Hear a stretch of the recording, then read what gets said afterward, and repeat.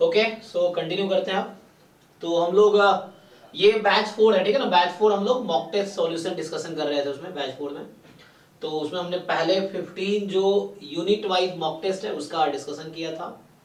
फिर full length 1 2 3 का discussion हो चुका है। तो जो न्यू बच्चे हैं उसके लिए रिकॉर्डिंग अवेलेबल है, जो आपका व्हाट्सएप ग्रुप है उसके डिस्क्रिप्शन में लिंक है, प्लेलिस्ट है, आप वहां जाके देख सकते हैं, हो चुका है। फिर भी जो डिस्कशन हो चुका है उसमें आपको स्टिल अभी भी डाउट है तो आप फिर भी पूछ सकते हो, कोई प्रॉब्लम नहीं है। ये डाउट क्लास रेगुलर इसलिए चल रहा है, डेली 1 घंटे की डाउट क्लास है ना, 6 to 7। उसमें आप कोई भी मॉक टेस्ट का, PYQ का या बाहर का कोई भी डाउट पूछ सकते हैं। जैसे मुझे बहुत कुछ सीखने को मिलता है और आपको भी हेल्प हो जाएगा, ये है, ठीक है। तो अभी आज हम लोग मॉक टेस्ट 4 का सॉल्यूशन डिस्कशन करेंगे, ठीक है। जो फुल लेंथ है, अभी फुल लेंथ ही करेंगे हम लोग, पहले फुल लेंथ कंप्लीट करेंगे, उसके बाद फिर टाइम बचेगा तो यूनिट वाइज होगा, नहीं तो आप कंप्लीट कीजिए, डाउट क्लास में उसको डाउट पूछिए, ठीक है। तो जिन लोगों ने कर लिए हैं तो आप डाउट बताइए। पहला क्वेश्चन तो ये कह रहा है कि कंसीडर द इटरेटिव स्कीम, मतलब ये एक सीक्वेंस का दे रखा है आपको ना। अच्छा, xn जो है xn माइनस 1/2 प्लस 3/xn+1 है, okay, with initial point x0 जो कि मोर देन 0 है। तो क्या पूछा है आपसे कि ये सीक्वेंस कन्वर्ज करेगी अगर x0 मोर देन 0 1 है, कन्वर्ज करेगी अगर x0 only if x0 less than 3 है, कन्वर्जेस फॉर एनी x0 या does not converge for any x0, okay. तो आप एक काम कर सकते हो इनिशियली, है ना, ओके। तो यहाँ पे आपको 2 टर्म चाहिए होगा ना नेक्स्ट टर्म डिसाइड करने के लिए, जैसे x0 x1 होगा तभी हम x2 डिसाइड कर पाएंगे। फिर भी अगर सॉल्व करोगे, मान लो उस तरीके से लिमिट निकालने की कोशिश करें, तो इसका क्या सॉल्यूशन है, इसको अगर बुला लो आप, तो l/2 is equal to 3/l, l square is 6, तो l की वैल्यू प्लस माइनस √6 होगी। इस तरीके से तो हम क्या करते हैं, limit n tends to infinity apply कर दिया, तो जो xn की लिमिट l है तो xn-1 या xn+1 उसकी लिमिट l ही होगी। तो यहां से आपके पास जो l की वैल्यू है वो प्लस माइनस √6 है आपके पास, है ना। तो ये आपके पास है।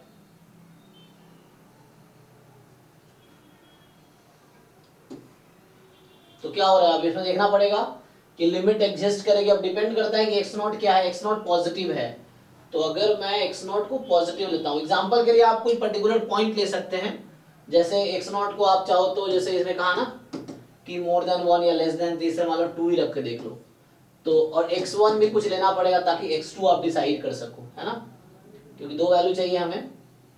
तो यहां से लिमिट तो मिल जाएगी, अब डिपेंड करता है कि, है ना, नेगेटिव तो नहीं आएगा अगर सारे टर्म पॉजिटिव हैं यहाँ। लेकिन इन्होंने कैसे लिखा है, इन्होंने लिखा है अगर xn+1 निकालू मैं इसमें, जैसे यहाँ तो इन्होंने xn लिखा हुआ है xn+1 xn-1 के टर्म में, लेकिन आप सिंप्लीफाई करके xn+1 की वैल्यू निकाल सकते हैं ना, जैसे 3/xn+1 जो होगा xn-1/2 के इक्वल है।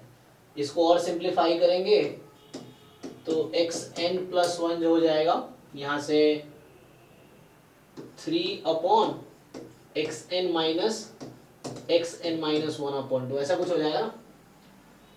तो जैसे अगर आप कुछ 2 टर्म फिक्स कर लो, जैसे मान लो x1 है फॉर एग्जांपल 2, x2 कुछ भी ले लो, नेक्स्ट आप मर्जी है, जैसे कुछ इस तरह से आप कंसीडर कर सकते हैं, 1 कंसीडर करना 1 कर लो।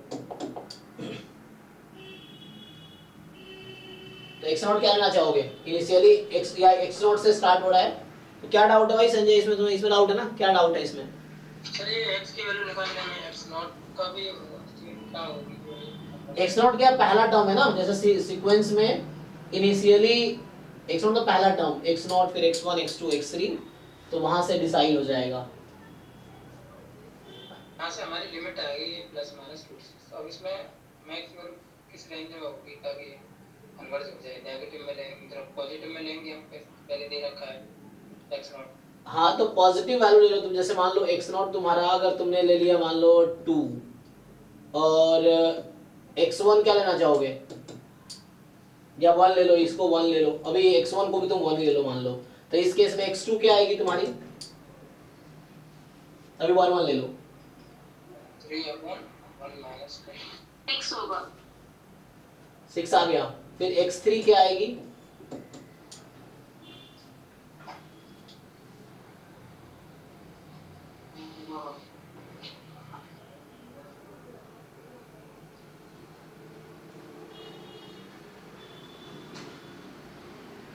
x3 क्या होगी 6/11। 6/11, फिर x4 ये सर 6/11 आ रही था थर्ड x3। ठीक है, तो फोर्थ ऐसे निकालोगे x4, तो होगा कि एट द एंड वो टर्म्स √6 पे चला जाएगा ना, तो एट द एंड क्या होगा लास्ट में वो जो आपके सीक्वेंस के टर्म्स हैं कुछ टर्म बाद वो सब √6 के आसपास हो जाएंगे, तो √6 उसकी लिमिट हो जाएगी एक्चुअली, ठीक है ना, तो √6 के क्लोज आ जाएगी सारी वैल्यूज, कोई दिक्कत नहीं, कन्वर्स तो लिमिट निकालने का यही तरीका है ना, लिमिट सिंपली एल रखो और उससे सिंपली लिमिट आ जाएगी, आपको देखना है कन्वर्स कर रही है कि नहीं कर रही है, ये है, तो आप कुछ टर्म्स लेके आप चाहो तो इस तरह डिसाइड कर सकते हो, कन्वर्स तो करेगी, ठीक है, और किसी को कोई नहीं बताओ नेक्स्ट, x0 क्या मैं इसमें फिर हाँ हाँ ये भी वैल्यू जो इसमें थर्ड वाला ऑप्शन दिया है कन्वर्स फॉर्म है नहीं x0 के, हाँ, तुम क्या कहना चाह रहे हो, नहीं समझ आया, इसमें बोला कि कोई भी वैल्यू लेते हैं x0, मान लिया आपने लिया है x0 की वैल्यू 1, तब ये √6 पे कर रही है, तो फिर मतलब इधर ज्यादा वैल्यू लेंगे, उसका मतलब ये मतलब डिक्रीजिंग सीक्वेंस हो जाएगी एक तरीके से, तो वो भी हाँ, वो भी बाद में डिक्रीजिंग नहीं भी होगी, तो एटलीस्ट बाद में वो कहीं ना कहीं √6 पे आ जाएगा लौट के, मतलब कुछ टर्म बाद सारे टर्म्स √6 पे आ जाएंगे, तुम कुछ भी ले लो, यहाँ x0 मोर देन 0 कह रखा है, तो तुम कुछ भी वैल्यू ले लो, एट द एंड कुछ टर्म छोड़ के उसके बाद सारे टर्म्स √6 के आसपास ही आने लगेंगे, ये है, चाहे तुम इनिशियली कुछ भी वैल्यू ले लो, ठीक है जी, तो जिनके जो भी डाउट्स है चैट में लिख सकते हो आप, तो 212 ओके, सो 2 जो आपके हैं, अच्छा ये इंटीग्रेशन का क्वेश्चन दे दिया, सो क्या करना है इसमें 1 से 2 ऐसा है क्या, 1 से 2 है और dx upon root under 2x³ minus 9x² plus 12x plus 4, तो इसको पूरा इंटीग्रेट करने की जरूरत नहीं पड़ेगी हमें, इसको क्या करना है बाउंड करना है, नहीं अच्छा, तो हमें इसका बाउंड निकालने हैं, तो क्या कर सकते हैं इसके लिए,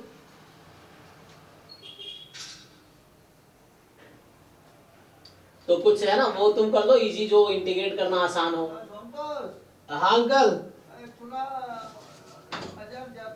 ठीक है,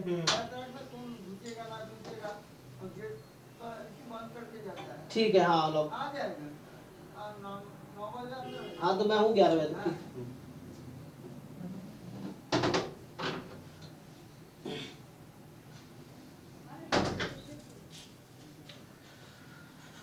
ओके, तो मतलब इसको क्या बाउंड लेना चाहेंगे आप, तो इसमें हमें क्या करना है, जो x मेरा है वो 1 से 2 के बीच का है ना, x जो है 1 से 2 में है, तो इसको कुछ बाउंड कर लो, तो 2x³ माइनस 9x² है,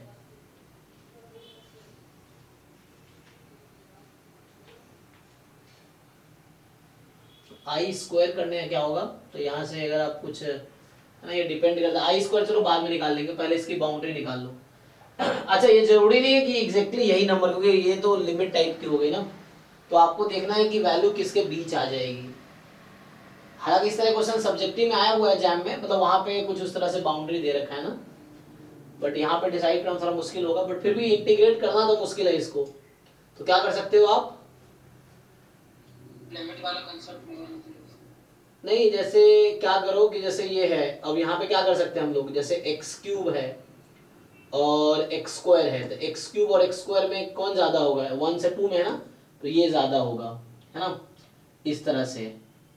तो हम क्या करते हैं इसको, और डिनोमिनेटर में है, तो बाउंड्री निकालना वैसे आसान है। जैसे यहाँ पे मैं लिखूं इसी को, ये जो आई है, सो इसको अगर हटा दो तुम, या इस वाले टर्म को तुम हटा दो, तो ये पॉजिटिव टर्म है ना, तो क्या बन जाएगा तुम्हारा? तो इसे इंटीग्रेट करके देखो क्या आता है। सो ये आपको कुछ वैसा करना पड़ेगा। अब यहाँ इनइक्वालिटी देखते हैं क्या आएगा। तो यहाँ पे -9x² प्लस 12x प्लस 4, मान ली मैं सिंपली ये लिख देता हूँ, ये कर सकते हैं आप लोग। अब मैंने क्या किया, अभी इसका डिनोमिनेटर ज्यादा था, यहाँ डिनोमिनेटर की वैल्यू कम कर दिया मैंने, क्या आएगी इनइक्वालिटी?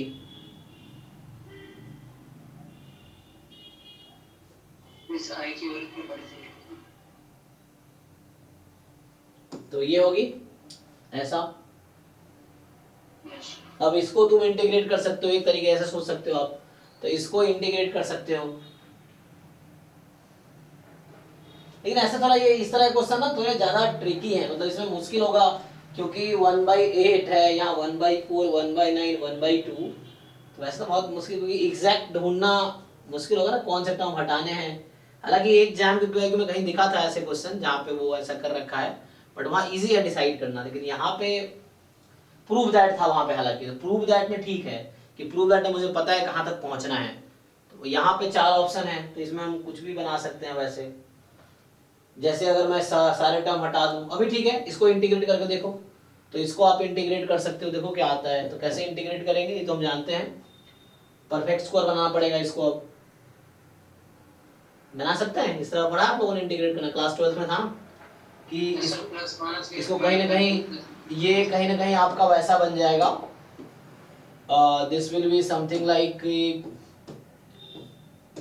आप ब्रेक करेंगे ना कुछ ऐसा हो जाएगा, a² - x² टाइप का। तो मतलब x² की जगह कुछ लीनियर टर्म्स आएंगे, तो इस इंटीग्रेशन में फिट होगा ये, क्योंकि यहाँ माइनस है ना बाहर, तो ये कुछ इस पे फिट होगा। तो इसका फॉर्मूला यूज करना पड़ेगा, और इसका फॉर्मूला क्या होता था? ये तो आई थिंक साइन इनवर्स में जाएगा। Yes sir. तो 1/a sin inverse x, हाँ, तो sin ये inverse x/a, तो ये तो मतलब उस तरह से ब्रेक करेंगे तो यहाँ थोड़ा सा मुश्किल होगा, क्योंकि साइन इनवर्स का sin inverse में सर इसमें 1/a नहीं होता ना, सिर्फ sin inverse x Sin- बताओ होगा भाई क्या होता है, देख लो एक बारी। रूट वाले में नहीं होता है शायद ना।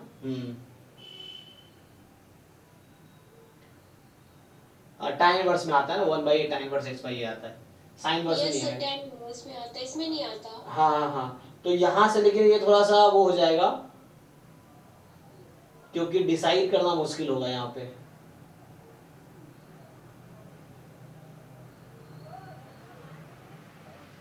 और एग्जैक्ट इंटीग्रेशन निकालना और मुश्किल है मुझे लग रहा है, क्योंकि फैक्टराइजेशन होगा इसका।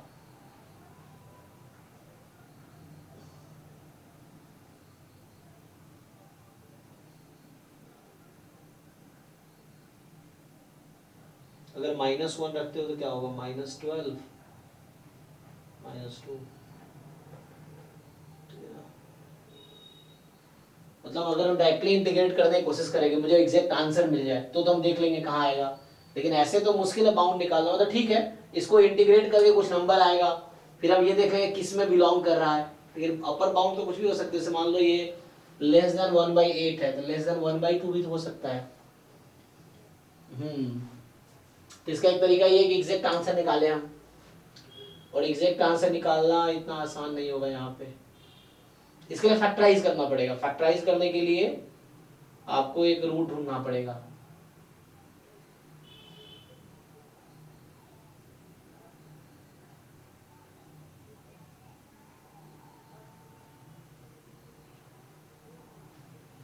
इनफैक्ट ढूंढ तो लेंगे, मतलब और भी तुम इस टर्म को कम कर सकते हो, है ना, और भी टर्म्स को हटा सकते हो।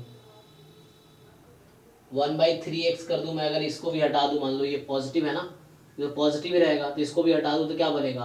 मतलब बाउंड तो बहुत सारे तरीके से निकाले जा सकते हैं, मैं ये कहना चाह रहा हूँ। तो एग्जैक्ट बाउंड ढूंढना थोड़ा मुश्किल रहता है, बाउंड तो बहुत सारे तरीके से निकाले जा सकते हैं। इसको मैं ऐसा लिख सकता हूँ इसको कि जो आई है आई रहे तो यहाँ पे अगर 1 से 2 मैं सिर्फ चाहूँ तो बाकी सारे टर्म हटा दो। रूट में जैसे 2x cube minus 9x square ले लो, तो उससे क्या आएगा, इंटीग्रेट करना पड़ेगा।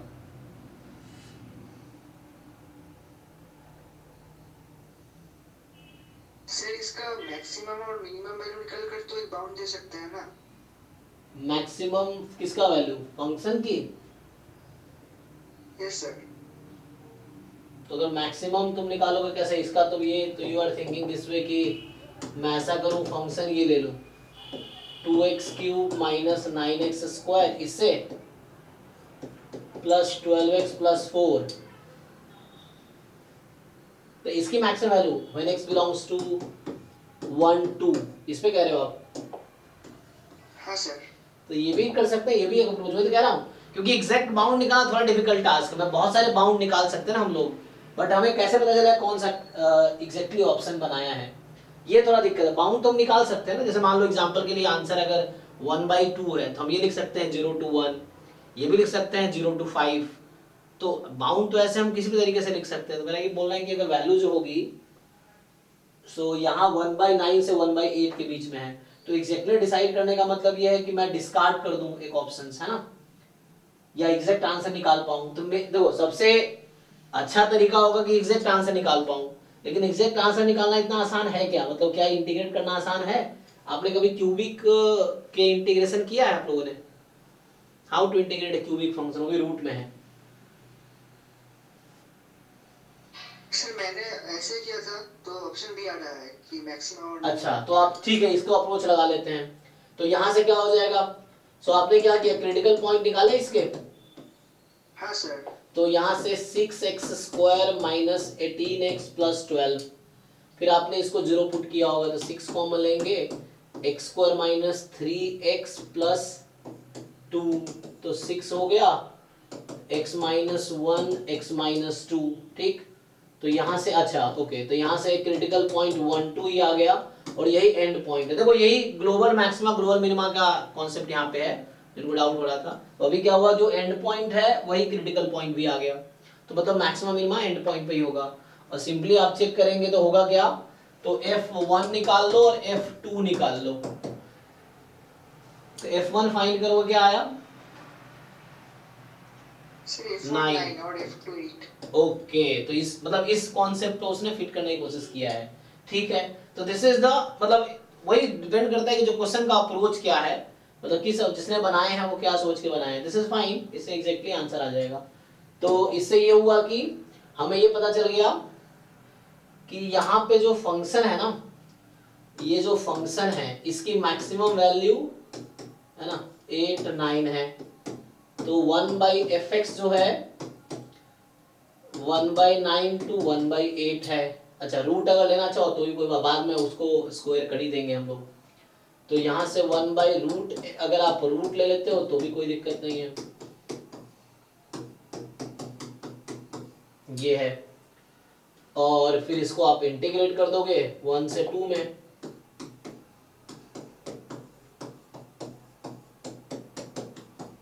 सही बताया आपने, है ना, दिस इज फाइन। और ये सबसे अच्छा तरीका यही होगा, क्योंकि वैसे हम क्या क्या बाउंड ढूंढते रहेंगे। तो सबसे ये है कि उस फंक्शन की मैक्सिमम वैल्यू और मिनिमम वैल्यू निकाल लिया, तो ये है। और मतलब इसी पे इसने फिट भी किया, जिसने क्वेश्चन बनाया यही अप्रोच लगा के बनाया भी है। तो यहाँ से क्या हो गया कि दिस इज योर आई, यही था ना आई आपका, this was your I. So I between, और यहाँ पे इंटीग्रेट करोगे सेम चीज 1 से 2 dx dx। तो यहाँ से पता चल गया कि i की वैल्यू जो है 1/√9 to 1/√8 है, और स्क्वायर कर दोगे तो वही आ गया। तो इनका अप्रोच भी यही है क्वेश्चन बनाने का, ठीक है ना। तो दिस इज द, तो इससे क्या हुआ, एब्सोल्युटली वही आ गया जो हमें चाहिए था, ठीक है। दिस इज करेक्ट अप्रोच, है ना, ये भी सही है। इससे क्या हुआ, फंक्शन जो है, क्योंकि इंटीग्रेट डायरेक्ट करना बहुत मुश्किल काम है, तो उसमें टाइम भी काफी जाएगा। आपके पास इतना एग्जाम में टाइम भी नहीं है, तो जब ज्यादा टाइम लगे तो स्किप करो, ये है उस टाइम पे, पर्टिकुलर टाइम पे। दूसरा ये है कि सिंपल दिखा कि ओके ये फंक्शन है 1 से 2 पे इंटीग्रेट करना है, तो मैक्सिमम मिनिमम फाइंड करके फंक्शन का बाउंड आ गया। अब इसी तरीके से इंटीग्रल का बाउंड निकाल लिया तो ये आ गया, तो यहाँ से ये आ गया। ठीक है, सही बताया आपने, हाँ बस फाइन। तो इससे हो गया। ओके नेक्स्ट क्या है 12। तो नेक्स्ट 12 था ना 2 के बाद, चलिए 12 है, देखते हैं क्या है, फिर आते हैं एक एक करके सारे क्वेश्चन डिस्कस करेंगे। 12 कह रहा है a and b any sequence of real number such that summation mod this is finite। अच्छा तो an का square n from 0 to infinity ये आपका फाइनाइट है। Okay if the radius of convergence of an x power n r है। अच्छा इसका radius of convergence जो है n from 0 to infinity, इसका जो रेडियस ऑफ कन्वर्जेंस है ये स्मॉल r है। तो क्या पूछ रहा है, then which of the following statement necessarily true. अच्छा यहाँ थोड़ा लिखने में पहला गलत हुआ, ये क्या लिखना चाह रहा है ना, यहाँ मतलब एग्जैक्टली वो अपीयर नहीं हुआ, क्या लिखना चाह रहा है आर क्यूब 1 और आर इज इनफाइनाइट, और दूसरा आर लेस देन 1 होगा, आर की वैल्यू ये होगी, आर ये होगा।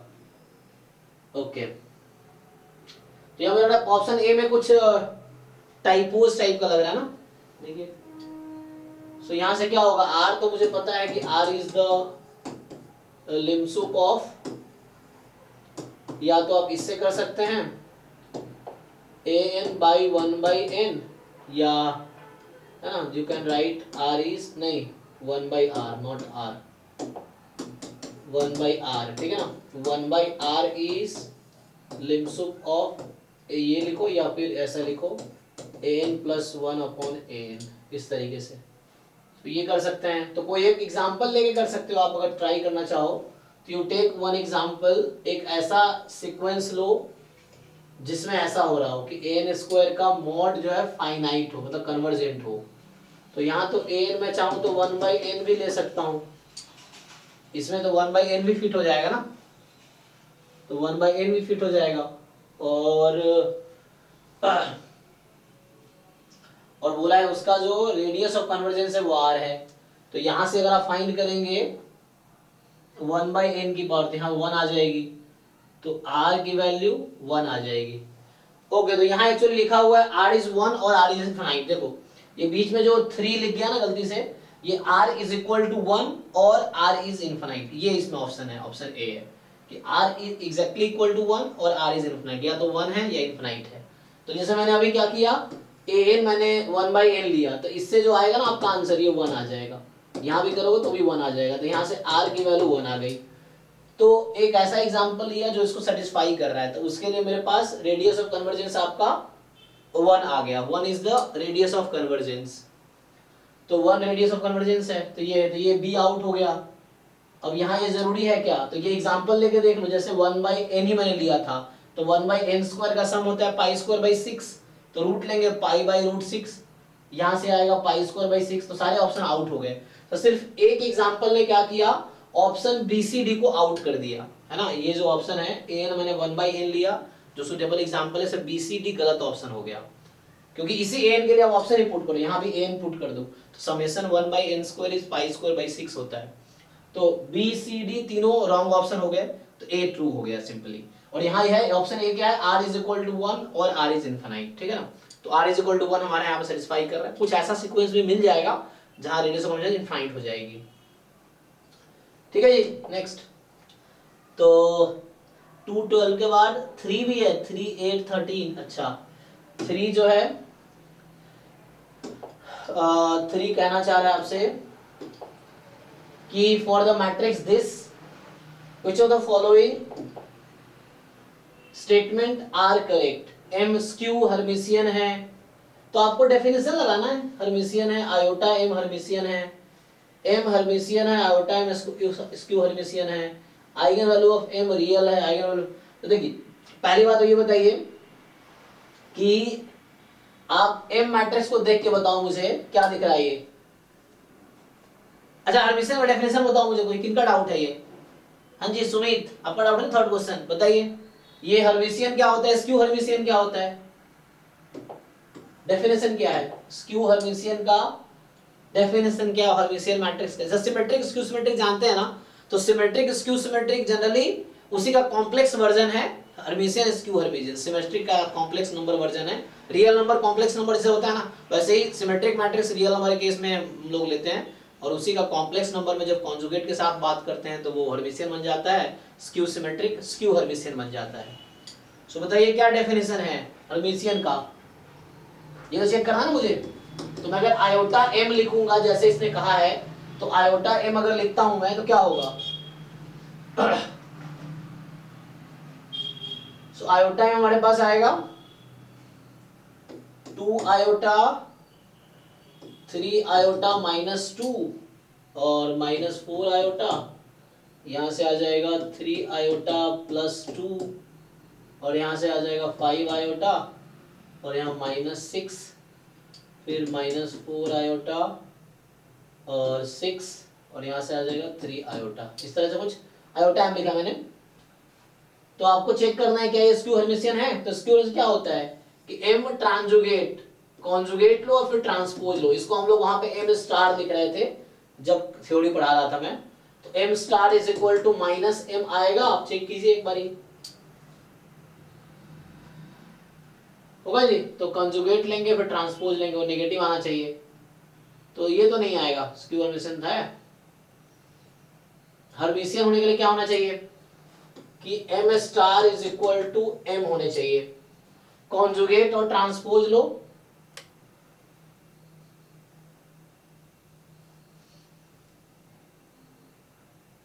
बोलो भाई ये सेटिस्फाई कर रहा है। आयोटा एम स्क्यू हर्मिशियन है, चेक करना पड़ेगा आपको उसके लिए। तो चेक करो सब डेफिनेशन। किसको डाउट है भाई इसमें, क्या डाउट है समझ नहीं आ रहा, मतलब क्वेश्चन गलत है या आ नहीं रहा, क्योंकि तो आसान क्वेश्चन मुझे लग रहा है।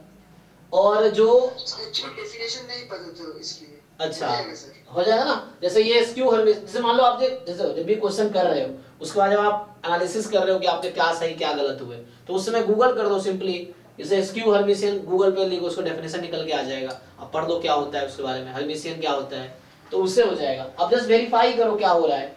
अच्छा ये बोल रहा है ना क्यू पूछा है कौन सा एस्टिमेट ट्रू पूछा है ना, तो हमारे पास हर्मिशियन मैट्रिक्स के सारे आइगन वैल्यू रियल होते हैं, है ना, मतलब इनफैक्ट सिमेट्रिक मैट्रिक्स के सारे आइगन वैल्यू रियल होते हैं ना।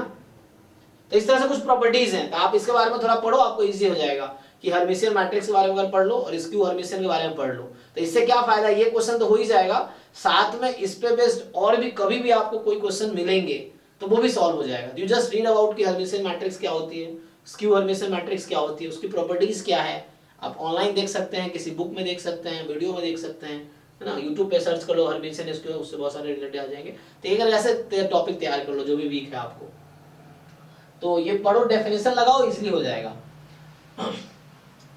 तो आप ट्राई करो, हो जाएगा। ये हर्मिशियन का डेफिनेशन है, ट्रांसपोज कॉन्जुगेट, और स्क्यू हर्मिशियन का ये डेफिनेशन है, और ये हर्मिशियन होता है। जैसे A ट्रांसपोज इज A तो सिमेट्रिक होता है, सेम यहाँ पे है कि M ट्रांसजुगेट इज M, तो ये हर्मिशियन है।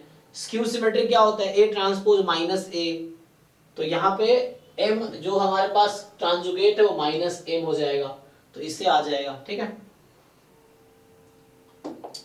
नेक्स्ट, तो डेफिनेशन लगाओ इसमें, तो 13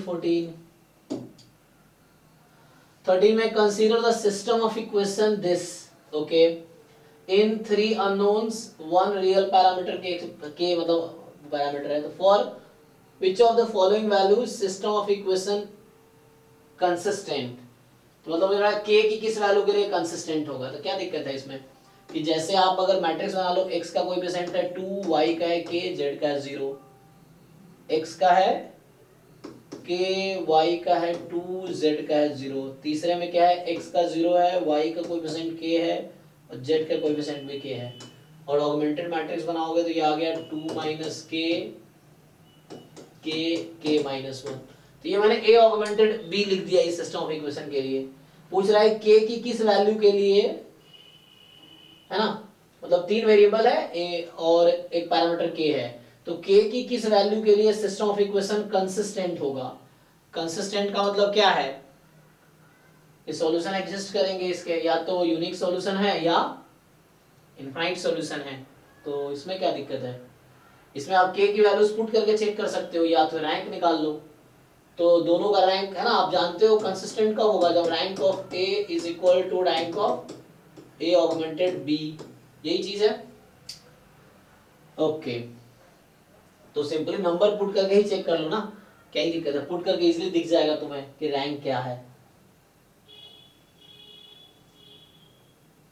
हाँ सर हो गया, एक सिली मिस्टेक किया था इसलिए नहीं हो रहा था। जस्ट आप k का 4 है, k का वैल्यू पुट करके ही देख लो कि एक k की वैल्यू रख के आप ये चेक कर लो कि रैंक इक्वल कब आएंगी, और रैंक डिटरमिनेंट के थ्रू भी यहाँ डिसाइड कर सकते हो। जैसे ये डिटरमिनेंट निकालो पुट करके k, अगर इसका और ये डिटरमिनेंट निकाल लो, अगर ये नॉन जीरो आ गया और ये भी नॉन जीरो आ गया, इसका मतलब a और a ऑगमेंटेड b दोनों का रैंक 3 ही है, उससे भी हो जाएगा। तो k रख के आप चेक कर लो, नहीं तो सिंपली नंबर पुट कर लो, then you decide the rank only. मतलब ये कैलकुलेशन बेस्ड क्वेश्चन है, जस्ट कॉन्सेप्ट एक ही है बस कि rank of a is equal to rank of a augmented b। Next कौन सा है 13 14? 14 में क्या है कि 14 कह रहा है, जैसे मैं आपको फिर से सजेस्ट करता हूं, जैसे एक बार आपने मॉक टेस्ट दे दिया, आपके कुछ क्वेश्चन गलत हो गए, एक बार फिर से उसी मॉक टेस्ट को आप सॉल्व करो, एटलीस्ट वो क्वेश्चन करो जो आपसे गलत हुए हैं, तो फिर उसके बारे में थोड़ा सा पढ़ो, कोई टॉपिक नहीं पता है पहले पढ़ लो फिर सॉल्व कर लो। अगर आप ये सॉल्व कर पाते हो टेस्ट के बाद भी तो ठीक है, मैंने सीखना ही है ना, वो फिर नॉलेज आपको अगले टेस्ट में हेल्प करेगा।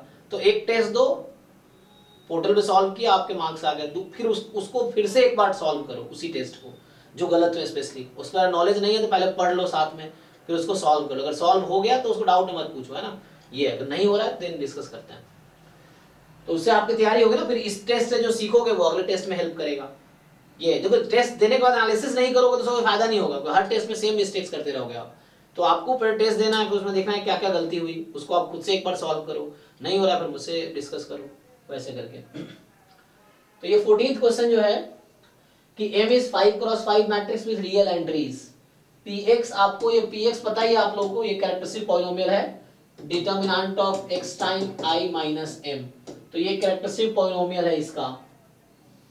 तो ये बोल रहा है कि प्रोबेबिलिटी है 0, तो कैरेक्टरिस्टिक पॉलिनोमियल एट 0 किसके इक्वल आता है, यहां भी देख लो। तो ये तो डिपेंड करता है, यहाँ पे अगर इसके हिसाब से सोचोगे तो आएगा, अगर अभी पुट करोगे क्या होगा, x को 0 रख देते हैं तो क्या बनेगा, ये डिटरमिनेंट ऑफ माइनस m बनेगा ना, और -1 की power n into determinant m, और n क्या है आपका 5 है ना यहाँ पे, तो ये हो जाएगा माइनस ऑफ डिटरमिनेंट m। तो डिटरमिनेंट m तो नहीं आया, तो पहला ऑप्शन गलत हो गया, p0 डिटरमिनेंट m तो नहीं आया, ये 0 रख दिया डायरेक्टली, या आप है ना उस तरह से। फिर every eigen value of m is real if p1 plus p2 0 है और p2 प्लस p3 0 है। ओके, अब ये देखना पड़ेगा कि हर आइगन वैल्यू m का रियल होगा अगर ऐसा हो जाए कि p1 प्लस p2 0 है, p2 प्लस p3 0 है, ठीक है। तो इसका क्या मतलब हुआ कि कैरेक्टरिस्टिक पॉलिनोमियल है ना, तो ये कुछ इस तरह का है, कहना ये चाह रहा है।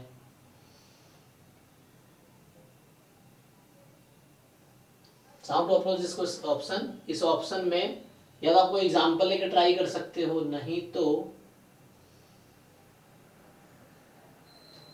है ना कैरेक्टरिस्टिक पॉलिनोमियल की वैल्यू एट 1 एंड एट 2 दोनों 0 है, इसका मतलब क्या determinant of i minus m plus determinant of 2i minus m 0 है, i और m value of m is real, but इसके पास 5 आइगन वैल्यू है ना। ओके,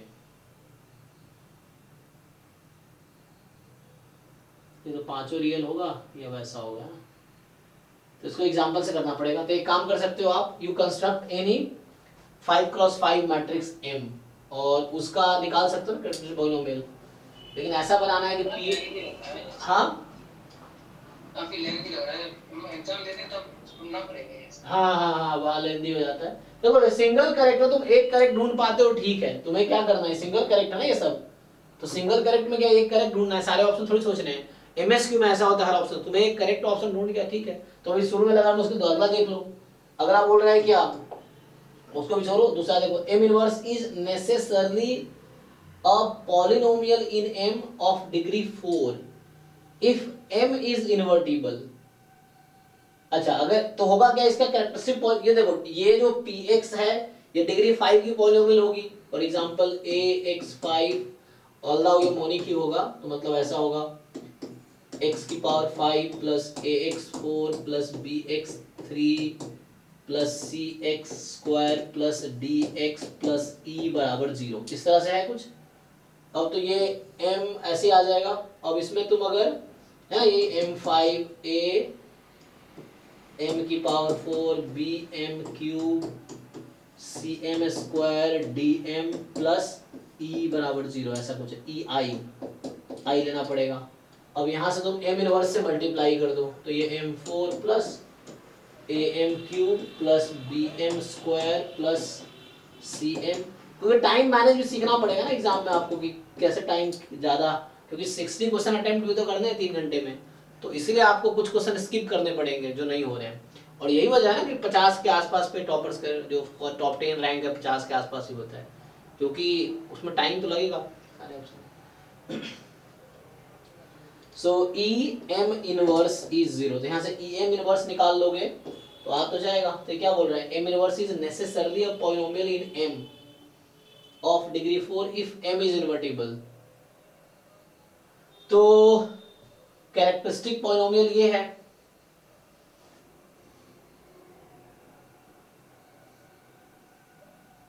तो जरूरी ऐसा होगा क्या हमेशा, जैसे मैंने एक लिखा है ऐसा, बट ये क्या हमेशा ये केस होगा कि m inverse necessarily a polynomial in m होगा of degree 4 if m is invertible, अगर m इनवर्टिबल है तो। और दूसरा बोल रहा है कि m is not invertible if m square minus 2m is 0। तो ये तो ऐसे ही तुम्हें इजीली दिख रहा है, अगर तुम डी ऑप्शन से ही स्टार्ट करोगे तो ऐसे ही दिख रहा है ना कि ये एनिहिलेटिक पॉलिनोमियल है ना यहाँ पे तुम्हारे पास कि lambda square minus 2 lambda is 0, तो यहाँ से ये पता चल गया लैम्डा बराबर 0 और 2, तो इससे तो ये पता चल गया कि इसकी जो आइगन वैल्यू है 0 और 2 होने वाली है, और चूंकि आइगन वैल्यू 0 है तो इन्वर्टिबल नहीं है, तो डी तो ऐसे पक्का करेक्ट आंसर, सबसे आसान यही हो गया। तो जैसे एमसीक्यू में आपको क्या करना है कि जो सबसे आपको लगे एक ऑप्शन ट्रू मिल गया तो बाकी को नहीं देखो तो भी चल जाएगा, क्योंकि हमें पता है सिंगल करेक्ट है ये, लेकिन तुम्हें उस पर कॉन्फिडेंट रहना पड़ेगा कि हाँ जो तुम बता रहे हो वो सही है। सो बताओ क्या है, ये तो सिंपल दिख रहा है कि आइगन वैल्यू 0 हो गई, तो 0 हो गई इन्वर्टिबल नहीं होगी। सी वाले में मुझे थोड़ा है ना, सी में क्या है inverse necessarily polynomial of degree 4 होगा अगर m इन्वर्टिबल है तो m इन्वर्टिबल हो गया तो m इनवर्स निकाल लेंगे। बट देखो जरूरी नहीं है, ये तो है तब है जब मैं कैरेक्टरिस्टिक पॉलिनोमियल यूज किया हूं। जैसे यहीं पे देख लो, अगर एनिहिलेटिंग पॉलिनोमियल कोई है, जैसे एग्जांपल ये इसको बोलते हैं एनिहिलेटिंग पॉलिनोमियल, जो लिखा हुआ है ना m स्क्वायर, तो डी ऑप्शन गलत हो जाएगा, सॉरी सी ऑप्शन गलत हो जाएगा डी वाले एग्जांपल से ही, कि कभी ऐसा भी होता है कि मैट्रिक्स इसको सेटिस्फाई कर रहा है ना। अब m इनवर्टिबल अगर है, लेकिन हालांकि यहाँ पे है नहीं, ओके, तो इस केस में m इनवर्टिबल है नहीं, ओके ओके सॉरी, हाँ तो यहाँ पर m इनवर्टिबल ही नहीं है। अगर m इनवर्टिबल होता तो सारे आइगन वैल्यू नॉन जीरो होंगे, और सारे आइगन वैल्यू जब नॉन जीरो होंगे तो डिग्री 4 का तो हो जाएगा, तो सी भी सही लग रहा है ऐसे तो। देखो भाई कोई काउंटर एग्जांपल है सी का, क्योंकि अगर इन्वर्टिबल है इसका मतलब कोई भी आइगन वैल्यू जीरो नहीं है ना, सारी आइगन वैल्यू, लेकिन नहीं इसमें ऐसा हो सकता है कॉम्प्लेक्स आइगन वैल्यू, ऐसा भी तो हो सकता है कि आइगन वैल्यू कॉम्प्लेक्स हो, जैसे m स्क्वायर प्लस जैसे कहीं पे मिल जाए m प्लस आई बराबर 0, फॉर एग्जांपल इस तरह केसेस हैं। तो एक ये सी ऑप्शन गलत उस केस में हो सकता है जब आइगन वैल्यू 0 तो नहीं है लेकिन कॉम्प्लेक्स आइगन वैल्यूज हैं, तो उस केस में क्या होंगी सोचना पड़ेगा।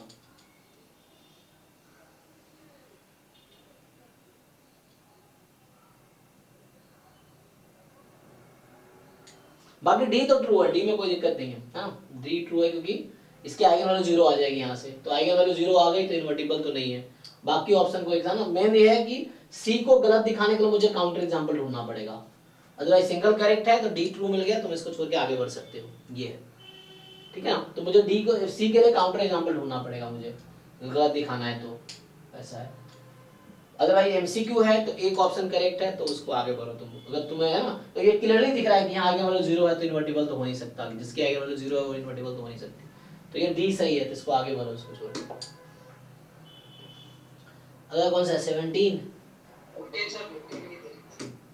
15 क्या कह रहा है कि the volume of revolution of bounded region between y is equal to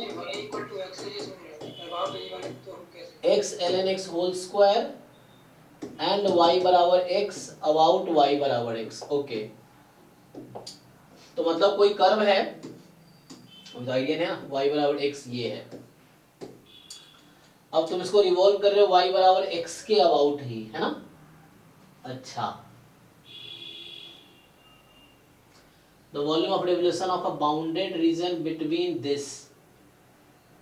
तो इसका ग्राफ बनाना थोड़ा मुश्किल काम है, बना सकते हो आइडिया लेके, है ना, कि जैसे इसका डेरिवेटिव निकाले, जीरो पुट करे, क्रिटिकल पॉइंट है, उसे सोच सकते हैं।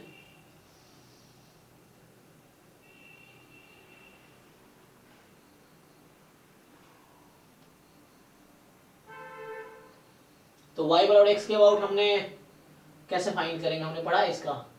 तो रेडियस क्या हो जाएगा इसका, अगर तुम ऐसे देखोगे, मान लो रफली ग्राफ कुछ है y बराबर x प्लस लॉग, है ना, कुछ इस तरह से मान लो, रफली वैसा मान लेता हूँ, तो ये तो ऐसा बन जाएगा कर्व,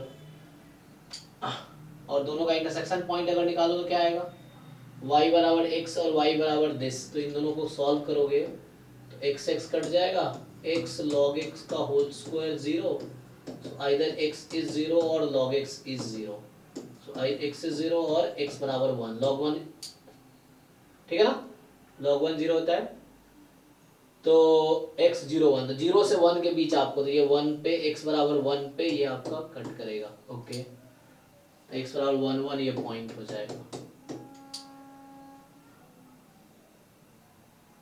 तो क्या फॉर्मूला होगा इसका वॉल्यूम ऑफ रेवोल्यूशन का?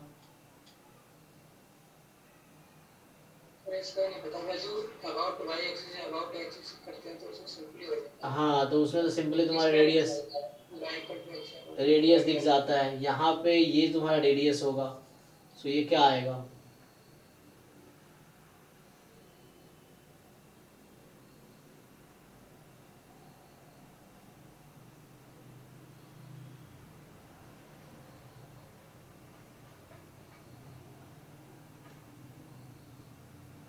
कोई बात नहीं। तो यहाँ से क्या कर सकते हैं हम लोग, एक स्ट्रिप बनाएंगे, इसका लेंथ क्या होगा, तो लेंथ मुझे एक्सिस चेंज करने पड़ेंगे, है ना। यहाँ से एक चीज तुम देख सकते हो कि y माइनस एक्स बराबर लॉग एक्स का स्क्वायर है और y माइनस एक्स बराबर 0 है, तो इसके अलॉन्ग y माइनस एक्स 0 है और वहां पे y minus x log x square है। तो एक्सिस इसको मान के तुम काम कर सकते हो, हम लोग लेते हैं ना, जब x एक्सिस के अबाउट रिवॉल्व कर रहे होते हैं तो पाई वाई स्क्वायर डी एक्स होता है ना, इंटीग्रेशन पाई वाई स्क्वायर डी एक्स का, जब y के अबाउट रिवॉल्व करेंगे तो पाई एक्स स्क्वायर डी वाई। हाँ, अब यहाँ पे जो है y माइनस एक्स को एक एक्सिस मान लो, y माइनस एक्स बराबर 0 ही एक्सिस है, ठीक है, तो इसको मान लो नया नाम है, जैसे मान लो z एक्सिस, सपोज z बराबर 0 हो गया। ओके, ये होता है, हाँ, और दूसरा है z बराबर समथिंग, इस तरह से। तो y माइनस एक्स को एक एक्सिस ले लो, तो ये आ जाएगा z। तो उस केस में क्या होगा, जब आप लोग, अगर मैं बात करूं x और z के अबाउट, हम किसके अबाउट घुमा रहे हैं, तो मैंने y माइनस, इसने कहा ना y बराबर x, तो मतलब क्या है, y माइनस एक्स बराबर 0, y माइनस एक्स को मैंने z ले लिया, तो z बराबर 0 के अबाउट, तो यहाँ पे क्या आएगा,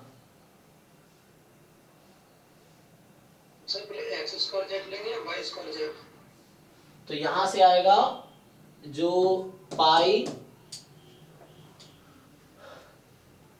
तो जब आप y के अबाउट घुमाते हो तो क्या होता है, पाई एक्स स्क्वायर होता है ना।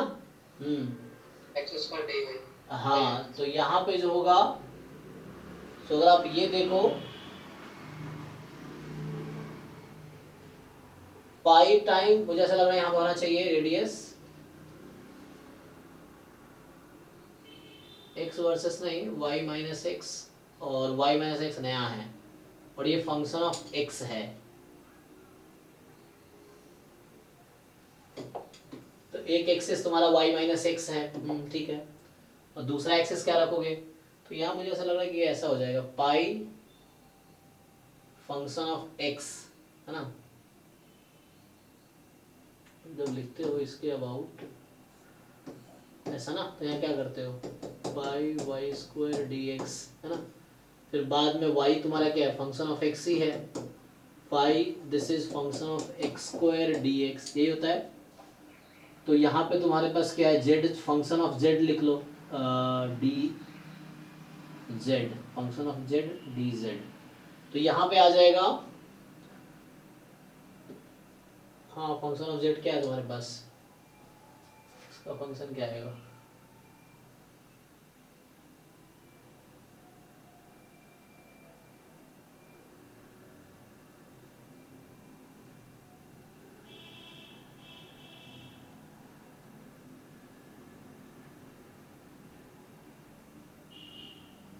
मेरा इससे आ जाना चाहिए, x log x का होल स्क्वायर ऑलरेडी है, फिर से स्क्वायर करोगे dx, x बिटवीन 0 1, इससे आंसर आ जाएगा। मतलब जो भी होगा पाई x log x का स्क्वायर है और उसका फिर से स्क्वायर करो dx, तो इससे कुछ बनेगा।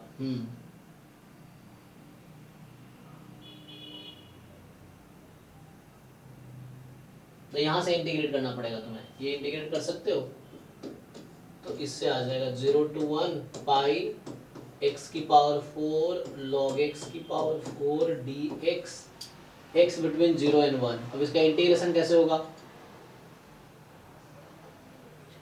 सब्स्टिट्यूट log x को t ले लो, हो जाएगा, तो ये गामा बन जाएगा कहीं ना कहीं, log x को t करके गामा में कन्वर्ट हो जाएगा, तो उससे आ जाएगा। तो मैंने यहाँ पे क्या किया, y माइनस एक्स को एक नया वेरिएबल मान लिया, तो y माइनस एक्स ले लिया ना, तो यहाँ से y माइनस एक्स बराबर x log x स्क्वायर, y माइनस एक्स बराबर 0, और यहाँ पे about y minus X equal to 0, ठीक है ना।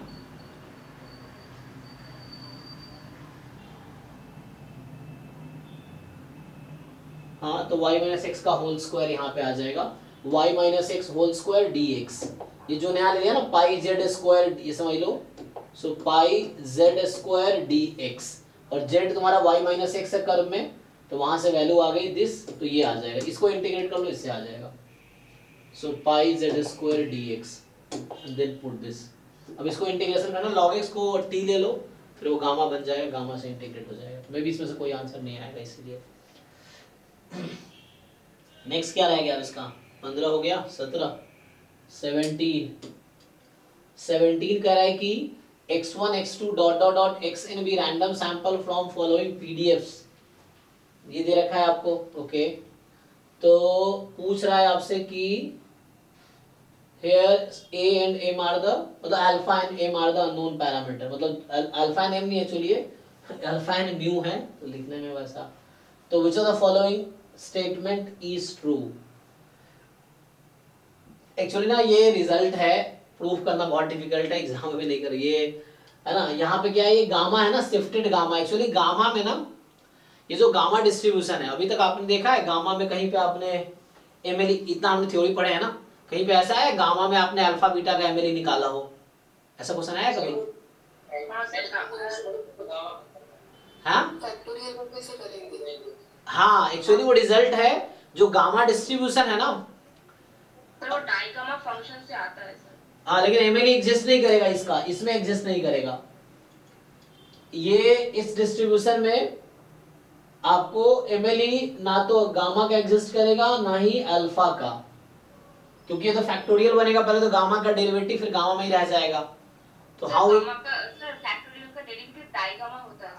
हाँ ठीक है, फिर एमएलई कैसे निकालेंगे, सॉल्व कैसे करेंगे उसको आप? सर वो जो सॉल्व होता है non linear system of equations होता है, पर फिर वो सर हम लोग को पढ़ाया नहीं जाता था, मतलब वो बहुत लेंथी क्वेश्चंस क्यूब में आते थे। तो ये रिजल्ट एक्चुअली मैं बोल रहा हूँ, क्योंकि ये कई बार ना थ्योरम को कैलकुलस बॉयलर में इसका सॉल्यूशन दिया हुआ है। हाँ, रोहतगी में भी सॉल्यूशन है इसका, आप रोहतगी के बुक में भी जाकर देखो, गामा डिस्ट्रीब्यूशन कहीं पे होगा तो वहां पे बता रखा है कि एमएलई कैसे, एमएलई वाले टॉपिक में वीके रोहतगी की बुक खोलो, उसमें एमएलई वाले टॉपिक में देखो गामा डिस्ट्रीब्यूशन डिस्कस किया होगा, तो वहां पे इसमें ये है, एक्सरसाइज में मैं सॉल्व किया हुआ है, तो इसमें एग्जिस्ट नहीं करेगा। आरआई का सेला बर्गर बुक का सॉल्यूशन भी है, गूगल करोगे तो आपको बुक और सॉल्यूशन दोनों मिल जाएगा, उसके एक्सरसाइजेस के।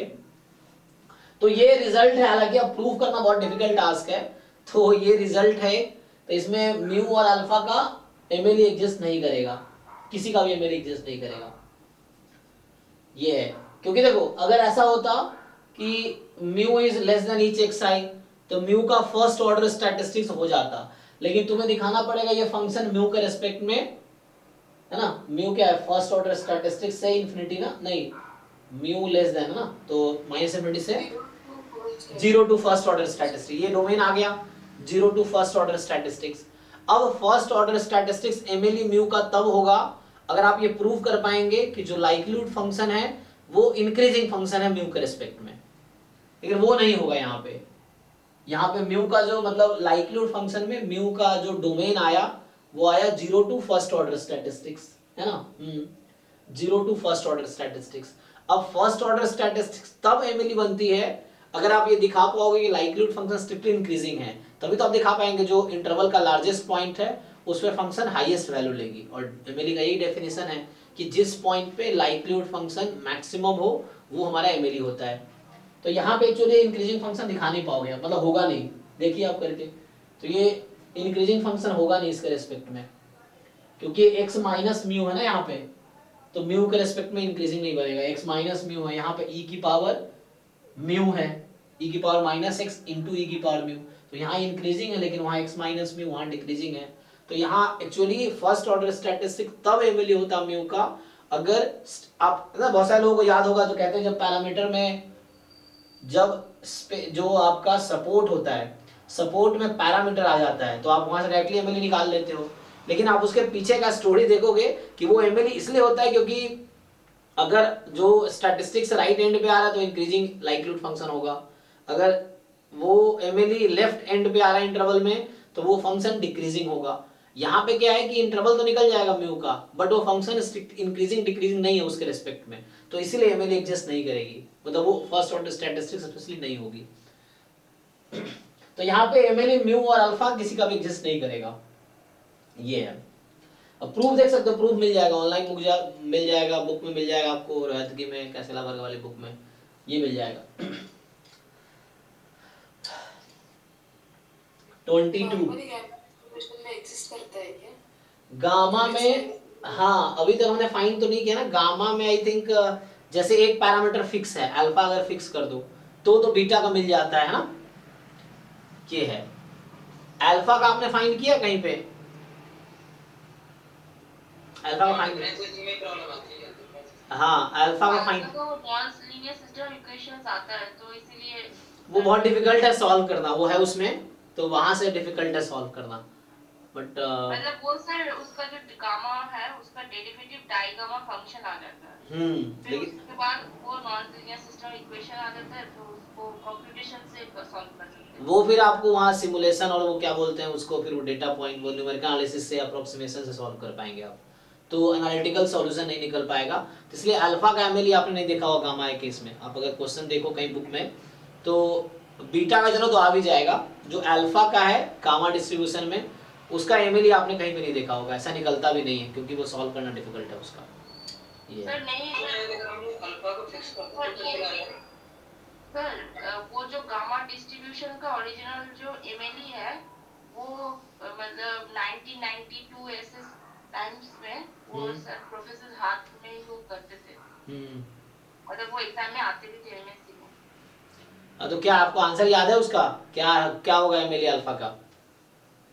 नहीं मैंने देखो उसमें एक्सप्लिसिटली अल्फा की वैल्यू निकलती ही नहीं है उस इक्वेशन से, तो एक्सप्लिसिटली आप निकाल ही नहीं पाएंगे। इसमें सर ये अगर अल्फा फिक्स हो जाए फिर तो निकल आएगा। हाँ वो तो एक्सपोनेंशियल भी वहां ये उससे अल्फा फिक्स हो जाए तो बीटा का निकल आएगा उस तरह से, यहाँ पे एग्जिस्ट नहीं करेगा, ठीक है ना। तो क्वेश्चन आएगा तो आगे देखेंगे क्या है। ये जो आपका क्वेश्चन नंबर 22 है कि x follows distribution with PDF, तो ये तो पीडीएफ दे रखा है आपको beta distribution first kind, the uniformly most powerful critical region for testing theta is equal to 1 against theta more than 1 based on single observation is of the form। अच्छा The uniformly most powerful critical reason for testing theta is equal to 1 against theta more than 1 based on the single observation of the form this. So पूछा है कि इसमें most powerful critical reason क्या होगा? Sir हाँ sir इसमें एक problem है क्वेश्चन में सर इसका तो मतलब एमएलए निकालना पड़ेगा लेकिन सर इसका मतलब ये तो थीटा तो वैल्यू एबॉलिश हो रहा है मतलब वो एमएलए नहीं निकल रहा सर। आपको यहाँ पे ये पूछना नहीं, वो नहीं चाह रहा, बस ये देखना था इनमें से कौन सा क्रिटिकल रीजन है जिसका पावर हाईएस्ट होगा। जैसे आपको बस 4 ऑप्शन दे रखा है, इनमें से देखना है पावर हाईएस्ट कब आएगी। सर वो सर मतलब वो एल h1/l h0 ऐसे करके नहीं आएगा, उसकी जरूरत ही नहीं, आप सिंपली क्रिटिकल रीजन दे रखा है ऑप्शन में, ये चारों क्रिटिकल रीजन ही है, ये चारों क्रिटिकल रीजन है। अब आपको बताना है कि इसमें से हाईएस्ट पावर किसका होगा।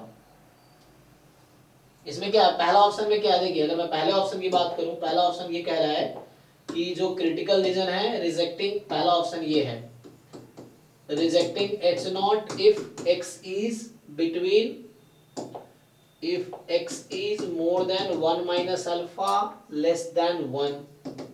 दूसरा जो है rejecting h0 if x is more than equal to 0 less than alpha।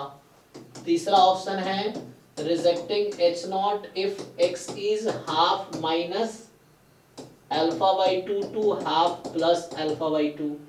And D option है rejecting h0 if जो x है आपका, so x is less than alpha by 2 more than 0 और x is 1 minus alpha by 2 to 1, इस तरीके से है। अब आप बताना कि इनमें से हाईएस्ट पावर किसका होगा। तो पावर निकालना आता है आप लोगों को, probability of rejecting h0 when h1 is true, यही ना। तो थीटा तो पैरामीटर है, तो पैरामीटर मोर देन 1 है, कोई दिक्कत नहीं है ना।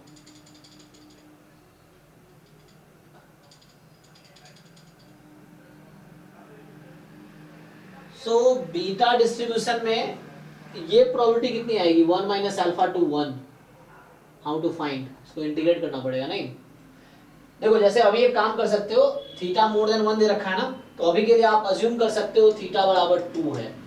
ये अल्टरनेटिव ले लो आप। अभी एक काम करो ऑप्शन के लिए, you consider this as alternative, ठीक, थीटा इज इक्वल टू 2। अब आपसे पूछा जाए तो ये जो डिस्ट्रीब्यूशन है, अरे डिस्ट्रीब्यूशन कौन सा है, ध्यान से देखो, x का distribution beta theta comma theta है ना, first kind beta theta comma theta है ये जो है। तो इसका मीन कितना आएगा, सिमेट्रिक हो गया सर, छोटा सिमेट्रिक इसके अबाउट, मीन के अबाउट। मीन कितना है, beta first kind theta comma theta parameter है, तो मीन कितना आएगा, थीटा बाय 2 थीटा बाय 1/2 ना, हाँ 1/2 हाफ। तो half is the mean actually, तो ये मीन के अबाउट सिमेट्रिक है। सो मैं रफली ग्राफ बनाया ऐसे मैं वो कर रहा हूं, तो ये हाफ के अबाउट सिमेट्रिक है। तो जो इसका हाईएस्ट पावर एग्जिस्ट करेगा ना, वो half minus alpha by 2 to half plus alpha by 2। तो ये नंबर है हाफ प्लस अल्फा बाई 2 और ये हाफ माइनस अल्फा बाई 2। तो इसमें प्रोबेबिलिटी हाईएस्ट रहेगी क्योंकि ये हाफ के अबाउट सिमेट्रिक है ना। मतलब ये जरूरी नॉर्मल जैसा ग्राफ बनेगा, मैं रफली ऐसे ही ग्राफ बना दिया, बट ये है कि वो हाफ के अबाउट सिमेट्रिक है। तो इसका सपोर्ट तो 0 to 1 ही होता है ना, सपोर्ट तो इसका 0 to 1 है। तो ये कहीं ना कहीं तो इसका आंसर जो है इसलिए सी है एक्चुअली, क्योंकि हाफ के अबाउट इसकी प्रोबेबिलिटी लार्जेस्ट आएगी। देखो तुम अगर चेक करना चाहो what is the length of interval in each cases, अगर आपसे पूछूं मैं ए बी सी डी चारों में लेंथ क्या है इंटरवल का, लेंथ निकालना आता है ना आप लोगों को, हर इंटरवल में लेंथ कितना है इंटरवल का, चारों ऑप्शन में चेक कीजिए। हर ऑप्शन में लेंथ आपका अल्फा ही है ना, चेक करो लेंथ अल्फा ही है, तो कोई इधर से स्टार्ट हो रहा है 0 से अल्फा तक जा रहा है, कोई 1 माइनस अल्फा से 1 तक आ रहा है, लेकिन जो हाईएस्ट प्रोबेबिलिटी, यहाँ लॉजिक यही है, तो जो हाईएस्ट प्रोबेबिलिटी मिलेगी वो मीन के अबाउट मिलेगी, क्योंकि है ना यहाँ पे मीन के अबाउट हाईएस्ट वैल्यू मिलेगी इसकी, तो इसलिए ये करेक्ट आंसर है। बाकी चारों इंटरवल का लेंथ अल्फा ही है। तो पूछ रहा है किस इंटरवल में प्रोबेबिलिटी हाईएस्ट आएगी, बस यही पूछना चाह रहा है कि इन चारों इंटरवल में किस इंटरवल में प्रोबेबिलिटी हाईएस्ट आएगी, ये पूछना चाह रहा है आपसे। तो प्रोबेबिलिटी हाईएस्ट आएगी जो मीन के अबाउट है उस पे हाईएस्ट आएगी, ये चीज है, तो इसलिए ये सी ऑप्शन करेक्ट है।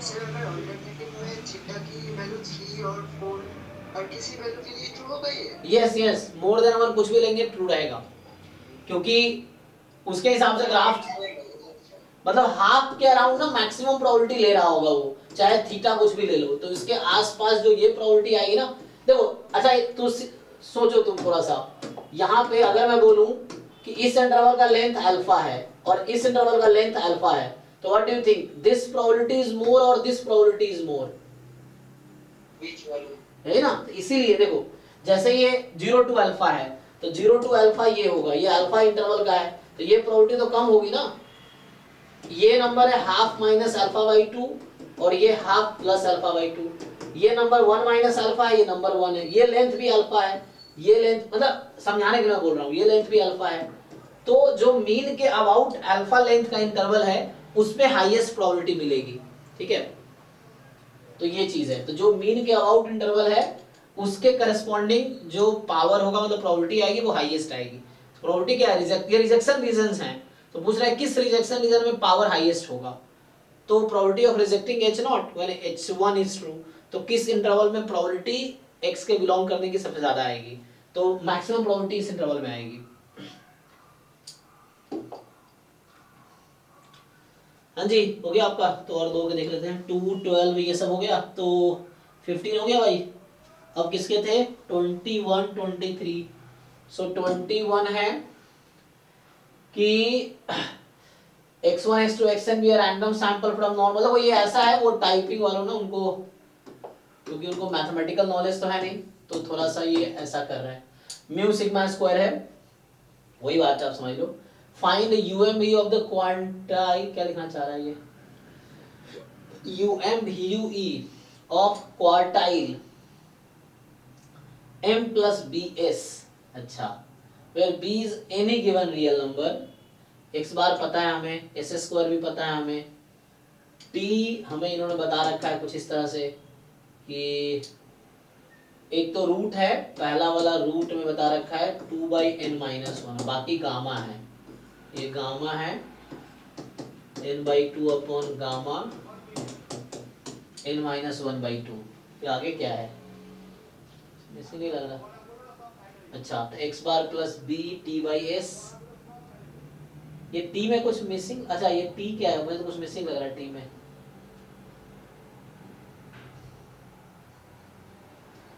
t में सिर्फ n है, एस्टिमेटर कहाँ, एक्साइज कहाँ गया,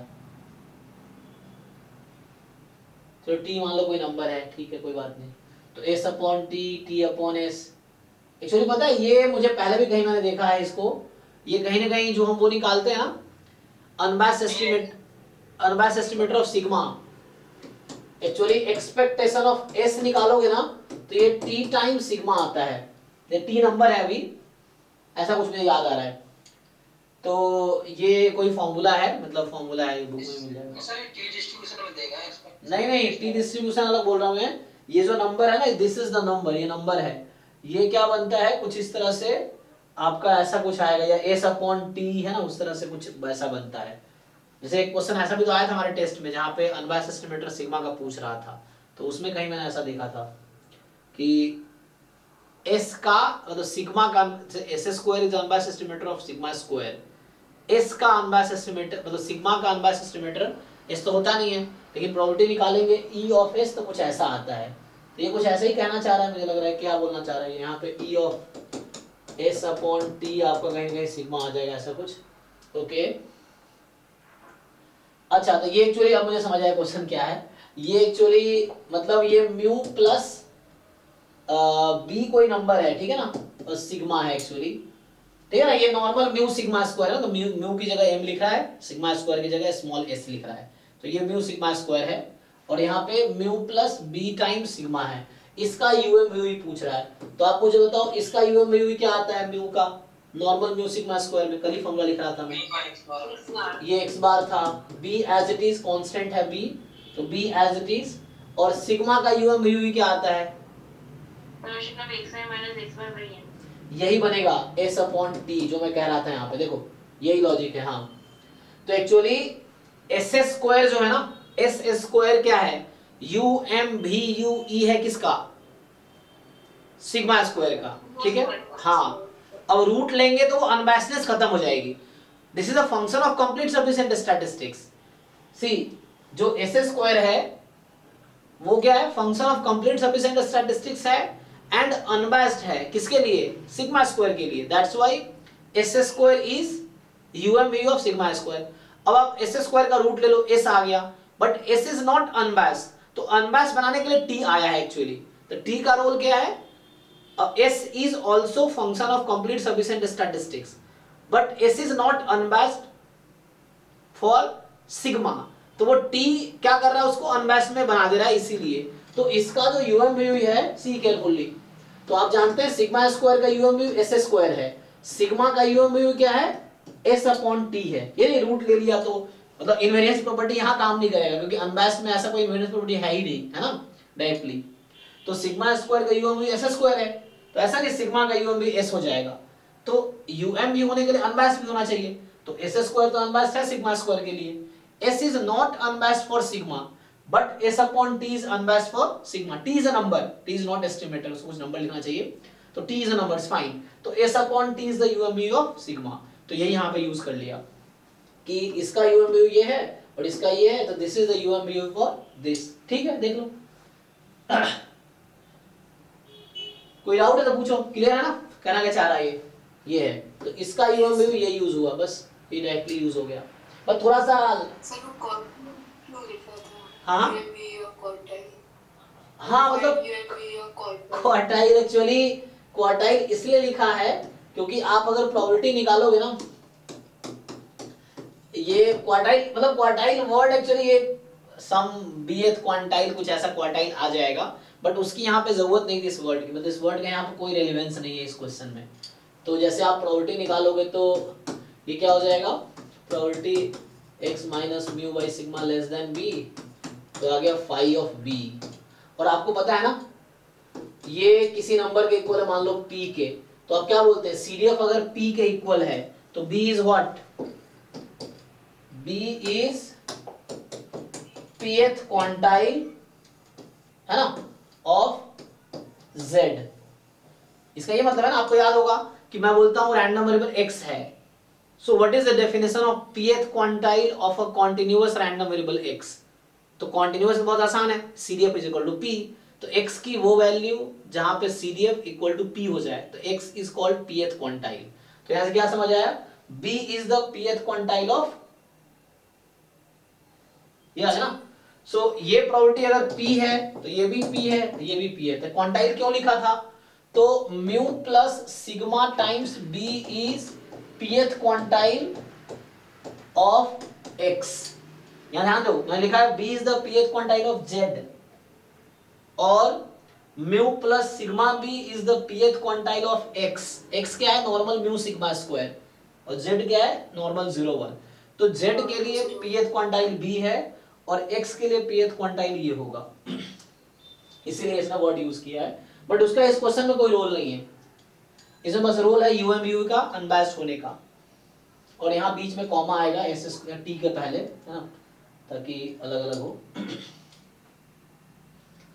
ओके, सो नेक्स्ट जो है 23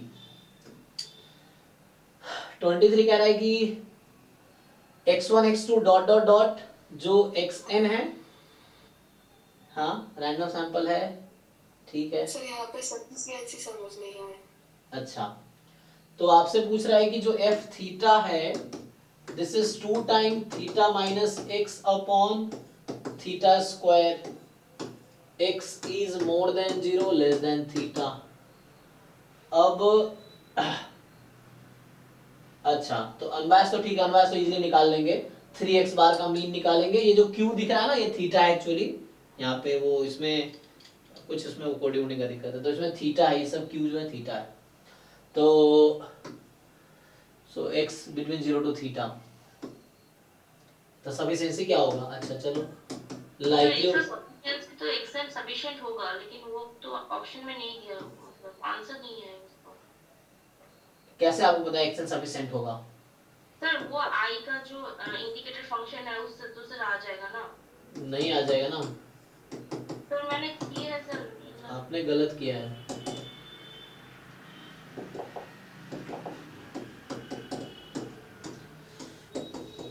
ठीक है, तो आप जो करें आपके हिसाब से लिख रहा हूं मैं। Indicator function theta more then each xi, तो theta more then nth order statistics. ठीक है, क्या आप इसको उस फॉर्म में लिख पाएंगे? h of x into G of t comma theta. बताइए आपका t क्या है, h क्या है? तो यहाँ पर t होगा सर, gt होगा, i थीटा xn होगा। जबरदस्ती कुछ भी। क्या ये hx है? चलो हटा दो इसको, इसको उधर डाल दो, चलो इसको इधर डाल दो, इसमें जी में। क्या ये x का फंक्शन है सिर्फ? क्या ये तो थीटा का फंक्शन है। फिर ऐसे तो कहाँ लगते हो आप, दिमाग कहीं लगाते? पहले तो मैं सोचना है ना कि हम x का, इसमें ये होता है सफिशिएंसी तब काम करेगी, ये फैक्टराइजेशन थ्योरम तब है अगर मैं लाइक्लीहुड फंक्शन को ऐसा लिख पाऊंगा जहां पे h में कहीं भी थीटा नहीं आना चाहिए और g में कहीं भी x नहीं आना चाहिए एक्सेप्ट t, मतलब xi's will be available in g only through t and there is no theta in h function। तो ऐसा h फंक्शन आपको मिल रहा है, चलो ये 1 ले लो, लेकिन g t थीटा ऐसा बनेगा यहाँ t, चलो nth ऑर्डर स्टैटिस्टिक्स मान लिया, तो ये xi क्या कर रहा है यहाँ पे? सो इसका मतलब है you can not write likelihood function like this and then so sufficient estimator of theta is not nth order statistics. ठीक है, सर आप पहले एक क्वेश्चन में बोल रहे थे ना कि गामा डिस्ट्रीब्यूशन में क्या अल्फा बीटा एक साथ डज नॉट एग्जिस्ट होता है? नहीं उस क्वेश्चन में था बीटा एग्जिस्ट करेगा, उसका निकालना पड़ेगा। बीटा एग्जिस्ट करेगा अलग अलग से, मतलब अल्फा का एक्सप्लिसिट फॉर्म नहीं आता है शायद एमिली का। जी एमिली का एक्सप्लिसिट फॉर्म नहीं आता है सर, मतलब वो टुगेदर अल्फा बीटा तो एग्जिस्ट करता है, आ जाएगा उसमें। इस वाले जो क्वेश्चन था वो शिफ्टेड गामा था, जो हमारा क्वेश्चन था वो शिफ्टेड गामा था, गामा को शिफ्ट किया गया था, उस केस में उसका एग्जिस्ट नहीं किया था। मैं बोल रहा हूँ गामा में आपका एग्जिस्ट करेगा बट अल्फा का कोई एक्सप्लिसिट एमिली नहीं है वहां पे। बीटा का मिल जाएगा जब अल्फा गिवन है तो ये होगा उसमें आप, लेकिन एक्सप्लिसिट कोई फॉर्म थोड़ी है ऐसे, वरना क्वेश्चन बहुत सारे पूछ लिया होता है एग्जाम में कि what is Emily of alpha, ऐसा कोई क्वेश्चन नहीं आया जिसमें आपको गामा डिस्ट्रीब्यूशन में अल्फा का एमिली पूछ रहा हो। बीटा का एमिली, हाँ बीटा का मिल जाएगा एक्सप्लिसिट, अल्फा का नहीं आएगा, अल्फा का सॉल्व ही नहीं कर पाएंगे इक्वेशन आप एमिली को डेरिवेटिव जीरो पुट करके ना, सॉल्व नहीं होगा वो, तो एक्सप्लिसिट फॉर्म आएगा ही नहीं उसका, तो you can not find the estimator that is Emily of alpha, मतलब वो होगा लेकिन गामा होने की वजह से वो एग्जिस्ट नहीं कर रहा। ओके नेक्स्ट बताइए। तो हो गया, नेक्स्ट है किसका रह गया? 29 के 29 हुआ कि नहीं? 26 29 26 26 हो गया है, 29 बोल 29 है ना, 26 तो जैम में भी इस तरह क्वेश्चन आए हैं। 29 जो कह रहा है आपका कि X Y be independent exponential random variable with mean 1 by lambda and 1 by, मतलब रेट लैम्डा एंड म्यू है। ओके अब z आपका x प्लस वाई है, तो यहाँ पे आइडेंटिकली डिस्ट्रीब्यूटेड तो नहीं है लेकिन इंडिपेंडेंट है, तो पूछना चाह रहा है पीडीएफ निकालो z का, तो ठीक है ना, तो इसके लिए जैकोबियन का अगर कन्वोल्यूशन से करेंगे तो लिमिट कैसे डिसाइड होगा? अच्छा तो z बराबर x प्लस वाई, w बराबर आप सिर्फ x ले लो, आप उससे जाओ ना f z w, इससे कर सकते हो।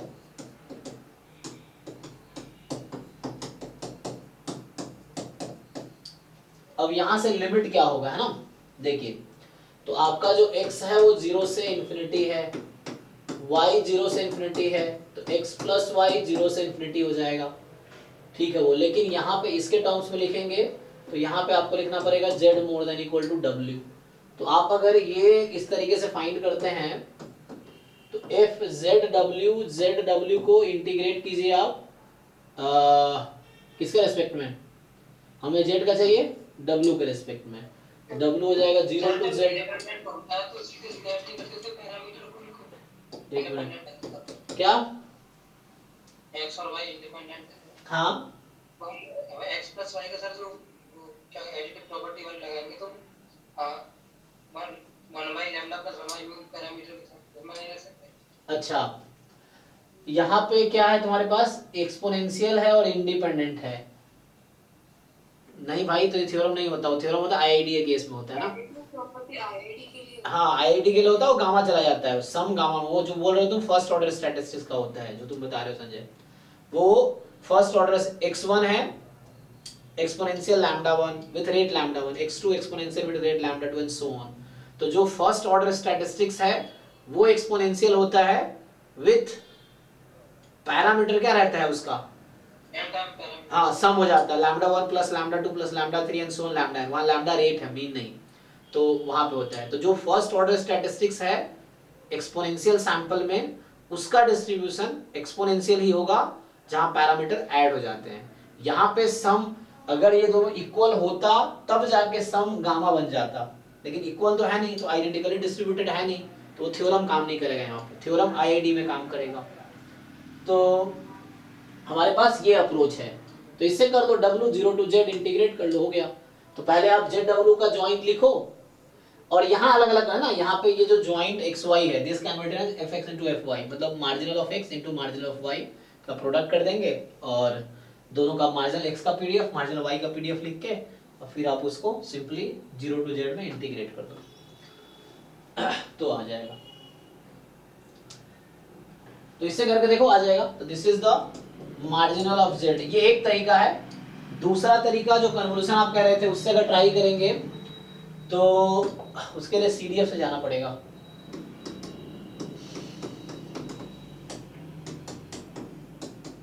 लेट्स से t लिख देता हूं, उसको t के टर्म में निकाल लो। तो यहाँ पे जो आएगा ये कुछ ऐसा होता है, कन्वोल्यूशन में क्या करते हैं ये लोग लिखते हैं पीडीएफ ऑफ, किसका लिखूं मैं, y का या x का, मान लो x का लिख देता हूं, PDF of x into probability y less than equal to t minus x dx 0 से इंफिनिटी करो तो ये आ जाएगा।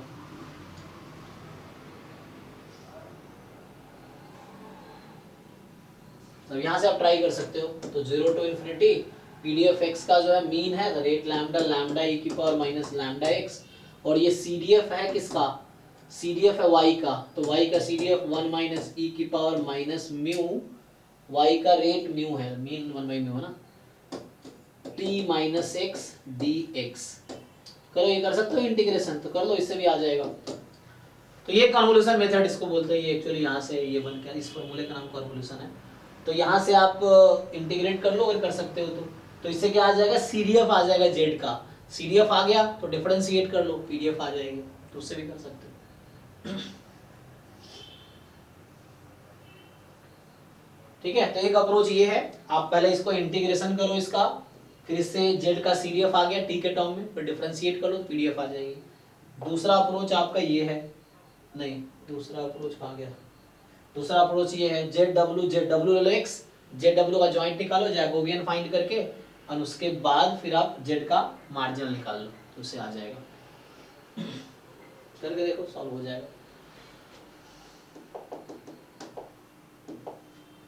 सो नेक्स्ट कौन सा है, सो नेक्स्ट हो गया 29 30 क्या है, अरे एक मिनट, 30 कह रहा है कि x1 x2 be the normal random variable with mean 2 variance 3। अच्छा, तो xi है नॉर्मल 2,3, ठीक, तो xi जो है वो नॉर्मल 2 3 है। n be the Poisson random variable with mean 4 अच्छा, and that is independent of this. Okay, y बना रखा है x1 से लेके xn तक।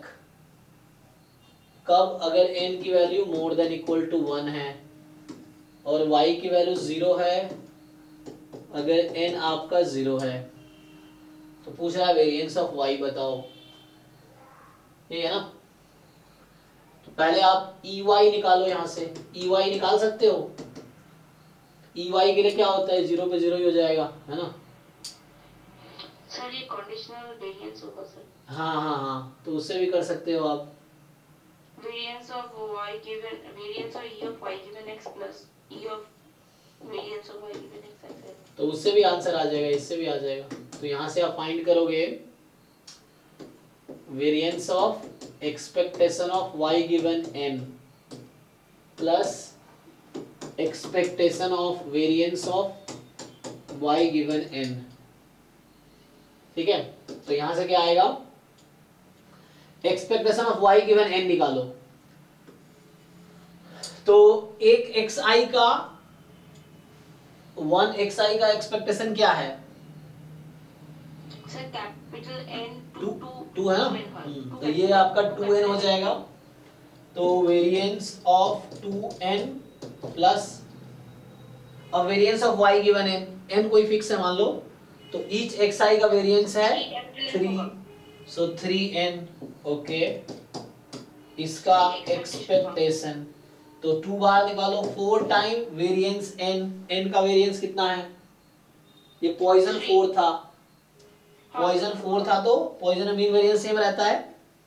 हाँ 4 होगा। तो 4 into 4 प्लस ये 3n था, तो 3n है, 3 बाहर निकालो into 4, तो 4 4 जा 16, 3 4 जा 12, 16 प्लस 12 28। ठीक है, तो इससे भी आ गया।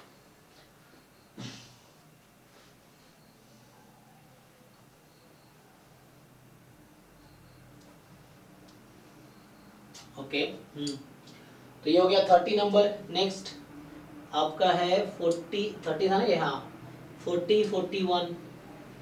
सो 40 41, 40 जो कह रहा है आपसे कि x1 x2 xn independent IID Poisson lambda है यहाँ पे। आई थिंक पॉइजन क्या लिखा है, लैम्डा है ना, लैम्डा ही होगा यहाँ पे, मिस्टेक इसमें शायद वो दिख रहा है वैसा। तो पॉइजन लैम्डा है आपके सिस्टम में, देखो उसमें क्या है, तो उसमें लैम्डा होगा। तो ये पॉइजन लैम्डा है और लैम्डा मोर देन 0 है। तो पूछ रहा है कि अनबायस्ड एस्टिमेटर, तो इजी तो है, क्या दिक्कत आ रहा है इसमें। अच्छा सी एंड डी में, ओके, तो सी एंड डी में ये है, तो आपने ये प्रूव किया हुआ है ऑलरेडी। दिस की power T is UM V U E of E की पावर -2 लैम्डा। हमने किया तो है इस तरह क्वेश्चन, जैम में ऑलरेडी आया हुआ है।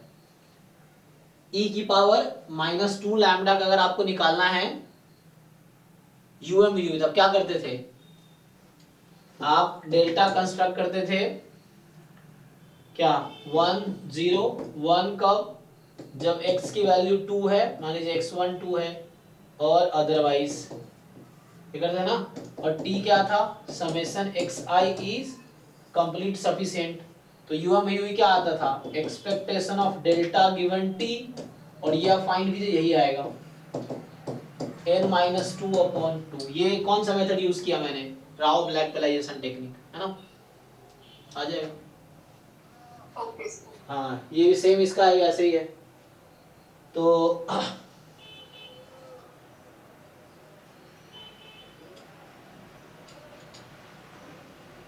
और ये चेक कर लीजिए कंसिस्टेंसी के लिए, ये अनबायस्ड है, uniformly minimum variance unbiased estimator है। तो अनबायस्ड तो है ही, और वेरिएंस इसका 0 पे चला जाएगा, तो कंसिस्टेंट हो जाएगा। ऐसे भी तो हो जाएगा, आपको पता ही है, इसको x बार में कन्वर्ट कर लो, हाँ n से मल्टीप्लाई है ना, वो आ जाएगा x bar converges in probability to mu, तो उससे आ जाएगा। समेशन xi को आप लिख लो यहाँ पे, पावर में जो समेशन xi है उसको nx बार कर लो, और बाकी जो बच रहा है उस पर लिमिट लगा दो।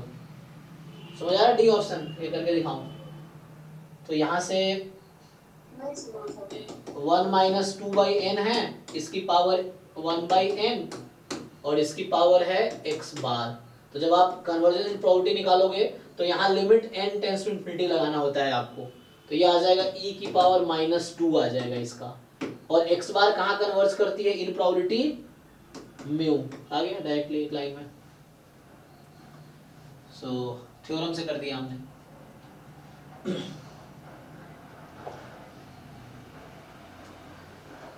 41 जो है आपका कि f be a continuous function defined on 0 2। ये यहाँ पे मेरे सिस्टम में 3 लिखा आ रहा है, आप में शायद इक्वल टू लिखा आ रहा होगा, चेक करो यहाँ पे, पीछे भी ऐसे लिखा था ना। सो fx बराबर 0 है एक्चुअली, ये क्या है 0 है, मोर देन इक्वल टू 0 है, चेक कर लो आप में भी ऐसे ही है क्या। बोल रहा है f continuous function that defined on 0 2 such that fx is more than equal to आपके सिस्टम में ऐसा दिख रहा होगा ना, more than equal to 0 for all x belongs to 0 to 2, तो यहाँ कुछ ऐसा दिख रहा है। So fx more than equal to 0 for all x belongs to 0 2 and if the area bounded by the curve y बराबर fx, x बराबर 0 y बराबर 0 इज दिस। देन ये पहले भी एक बार क्वेश्चन आया था ना, इसको थोड़ा सोचना पड़ेगा। Then f1 is equal to, इस टाइप का क्वेश्चन आया था। तो मुझे बता रखा है कि जो एरिया है ना fx dx 0 से b, तो ये जो है ये बता रखा है कि root under 3 plus b square minus root 3 है, जहां b 0 से 2 में है।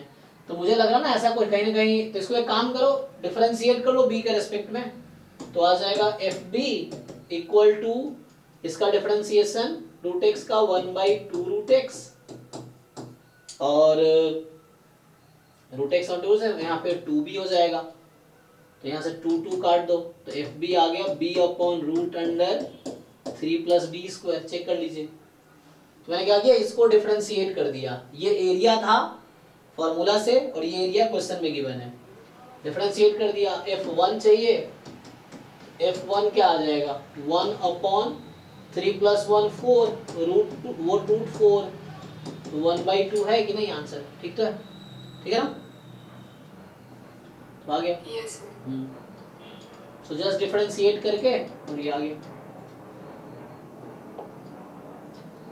जो नेक्स्ट है 52 जो है, R be the region in the xy plane bounded by the curve y is equal to x square, y is equal to 4x square, xy is equal to 1, xy is equal to 5। देखो ये मुझे देख के एक idea लग गया कि ये चेंज ऑफ वेरिएबल का क्वेश्चन है। कैसे आइडिया लग गया, देखो यहाँ से y अपॉन एक्स स्क्वायर 1 है, y अपॉन एक्स स्क्वायर 4 है, xy 1 है, xy 5 है।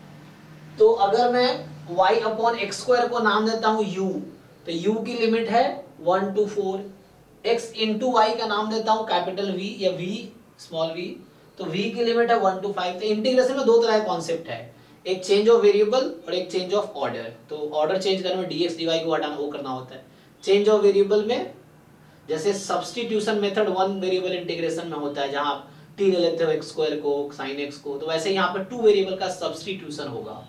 तो यहाँ आपको पूरा क्वेश्चन पढ़ाने में मुझे ऐसा लगा है ना, तो यहाँ पे क्या करना होगा, u लेना होगा y अपॉन एक्स स्क्वायर को और v ले लो आप x इंटू वाई को। तो आप क्या करोगे, ये जो इंटीग्रेशन है double integration y square by x dy dx, ठीक। तो इसको आप कहीं ना कहीं लिखो, क्या करते हो आप लोग, मॉड जैकोबियन, ठीक है जी, ये आएगा mod of Jacobian du dv। अब इसको ब्रेक कर दो du dv में, तो y अपॉन एक्स स्क्वायर, इसको मल्टीप्लाई कर दो, तो मल्टीप्लाई करोगे तो क्या होगा, y स्क्वायर अपॉन एक्स आ जाएगा। तो ये इनटू में आ गया u इंटू v, देख लीजिए। अब बस जैकोबियन निकालना रह गया, समझ आया जी, जिनका डाउट है देख लीजिए। इन दोनों को मल्टीप्लाई करेंगे u इंटू v को, तो यही बनेगा y अपॉन एक्स स्क्वायर, इसको u भी रख दिया मैंने, du dv कर दिया। बस जैकोबियन निकालना है आपको, जैकोबियन निकालना आता है यहाँ पे, तो बस जैकोबियन के लिए आपको क्या करना पड़ता है, तो तो ये del u v upon del x y हो जाएगा ना, ये होगा, देख लीजिए क्या होगा, तो कर लीजिए।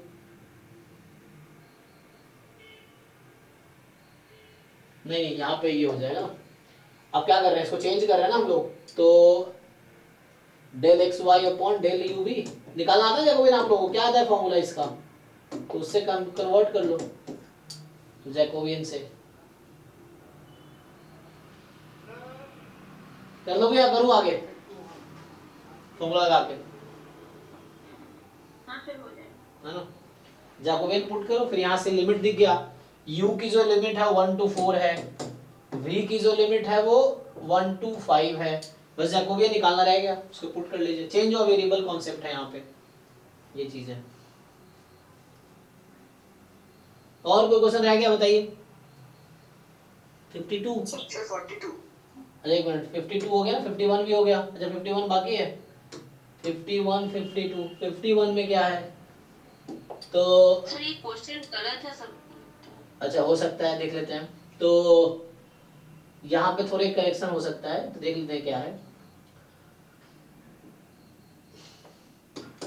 प्रोडक्ट है 1 + 1 अपॉन एन स्क्वायर, फिर 2 स्क्वायर 3 स्क्वायर एन स्क्वायर, तो के स्क्वायर, के फ्रॉम 1 to n, तो एक तो पावर n अलग से लग रहा आ गया है, इस पूरे की पावर n और फिर पूरे की पावर 2/n²। यहाँ थोड़ा सा लिखने में गलती लग रहा है, नहीं, अगर ऐसा हो, में सिर्फ कोई पावर नहीं है, बट एन में पावर है, मतलब किसका पावर है, 2/n², यहाँ पावर में n भी तो दिख रहा है मुझे, n किसका पावर, लेकिन 1 + 2² में तो पावर होने चाहिए था ना, मतलब सीरीज, मतलब वो तो एक फॉर्मेट में नहीं आएगा। हाँ हाँ हाँ, मैं समझ रहा हूँ जो आप कह रहे हो, यहाँ से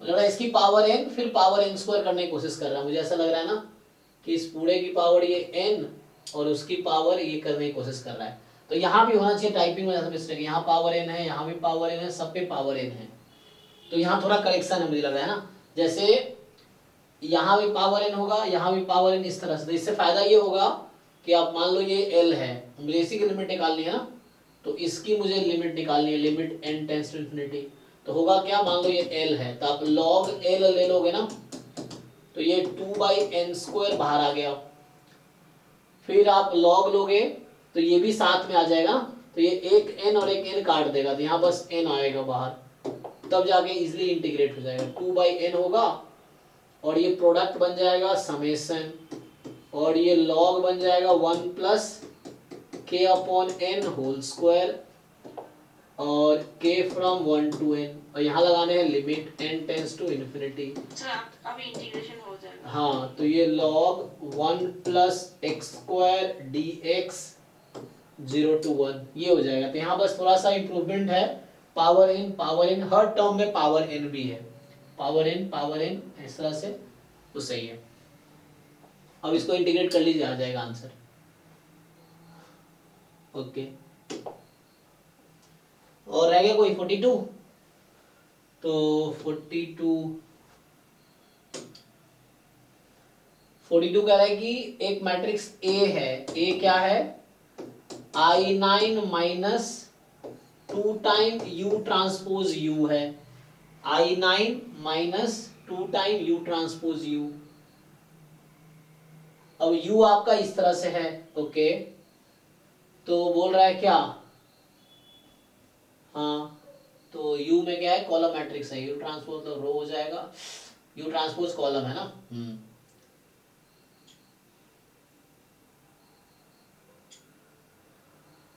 if L and M are two distinct eigenvalue of A, मतलब ये लैम्डा और म्यू है, actually lambda and mu are two distinct eigenvalue of A, then mod lambda minus mu, आपके सिस्टम में देखो सही दिखाएगा, तो लैम्डा माइनस म्यू क्या होगा, तो ठीक है ना, एक काम कर सकते हो इसमें, लंबा चौड़ा नहीं करना है,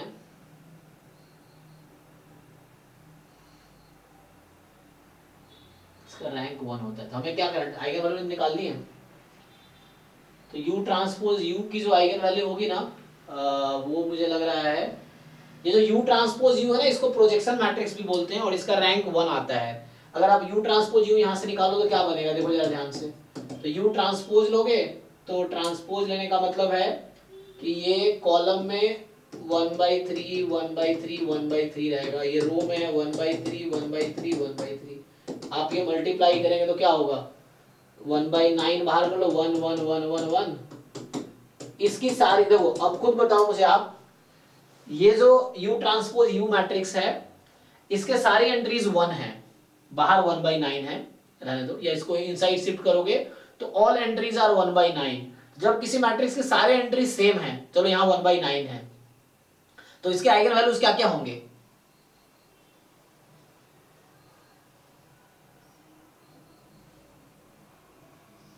अगर किसी मैट्रिक्स की ऑल एंट्रीज इक्वल है, it will have two eigen values. What are those two? 9 एक जीरो और एक डिटर्मिनेंट नहीं, जीरो और वो जो नंबर है, हाँ, जैसे यहाँ पे 1/9 है तो एक आइगन वैल्यू 1/9 है, बाकी सारी आइगन वैल्यू 0 है। ठीक है, तो इस मैट्रिक्स जो U ट्रांसपोज U है इसकी एक आइगन वैल्यू 1, इसके पास दो आइगन वैल्यू है, एक 1/9 और एक 0। तो जो 2 टाइम U ट्रांसपोज U होगा इसकी जो आइगन वैल्यू है 2/9 और 0। तो एक ही आइगन वैल्यू क्या समझ तो आ रहा है आप लोगों को, I9 की, I9 है ना, तो I9 का मतलब सारे आइगन वैल्यू 1 है, तो एक होगा 1 - 2/9 और 1 - 0, तो मतलब हो गया 7/9 और कॉमा 1, ये दोनों आइगन वैल्यू है A का। तो A के पास दो आइगन वैल्यू है, क्या क्या है, एक है 7/9, दूसरा है 1, तो 7/9 - 1, तो यहाँ 2 क्यों लिखा है, कुछ मिस्टेक है, चेक कर लो। हाँ लग तो रहा है, क्योंकि आइगन वैल्यू तो यही होगी, तो 2/9 और 1 का डिफरेंस कितना है जी, 1 - 2/9, सॉरी 1 - 7/9, तो 2/9 होना चाहिए ना, क्या लग रहा है बाकी लोगों को, डिफरेंस तो 2/9 ही आएगा, 1 - 7/9 इज 2/9। ठीक है जी, हाँ ना बोलो भाई, कुछ आपको लग रहा है अलग तो बताइए, यहाँ 2/9 होगा शायद। ठीक है, तो अभी सॉल्व करें इसको यहाँ, बाकी जो डाउट रह गया वो नेक्स्ट क्लास में देखते हैं कल। तो अभी ये सॉल्व करो, एक बार फिर से आप सॉल्व करो, जो भी मॉक टेस्ट है ना, एक बार आपने पोर्टल पे किया, दोबारा एक बार बाद में फिर से सॉल्व करो, एटलीस्ट वो क्वेश्चन कर लो जो गलत हुए थे, फिर देखो उसमें क्या है। ऐसी PYQ का भी है, PYQ रिपीटेडली सॉल्व करते रहो, मॉक टेस्ट पे रिपीटेडली सॉल्व करते रहो, और बस सिलेबस जो भी टॉपिक लगे आपको भूल रहे हो, नहीं याद है, तो उससे आप रिवाइज कर लो, तो बस सिलेबस रिवाइज करो, मॉक टेस्ट PYQ, ये तीन चीज रिपीटेडली करते रहो, एग्जाम सीखते रहो। ओके, तो अभी स्टॉप करते हैं इसको यहीं पे, और कल मॉक टेस्ट 5 का डिस्कशन करेंगे, आज 4 का किया, तो कल अभी ये डेली मॉक टेस्ट ही चलेगा, तो जो लोग नए हैं एक एक मॉक टेस्ट डेली अटेम्प्ट करो, 2 to 5 टेस्ट दो, 6 to 9 उसका डिस्कशन होगा, specially 7 to 9, 6 to 9 doubt class, 7 to 9 mock test discussion होगा, और अभी 9 to 11 गेट का डाउट क्लास है, तो डाउट आप लोग भेजे नहीं, ठीक है, देखते हैं, चलो अभी के लिए थैंक यू।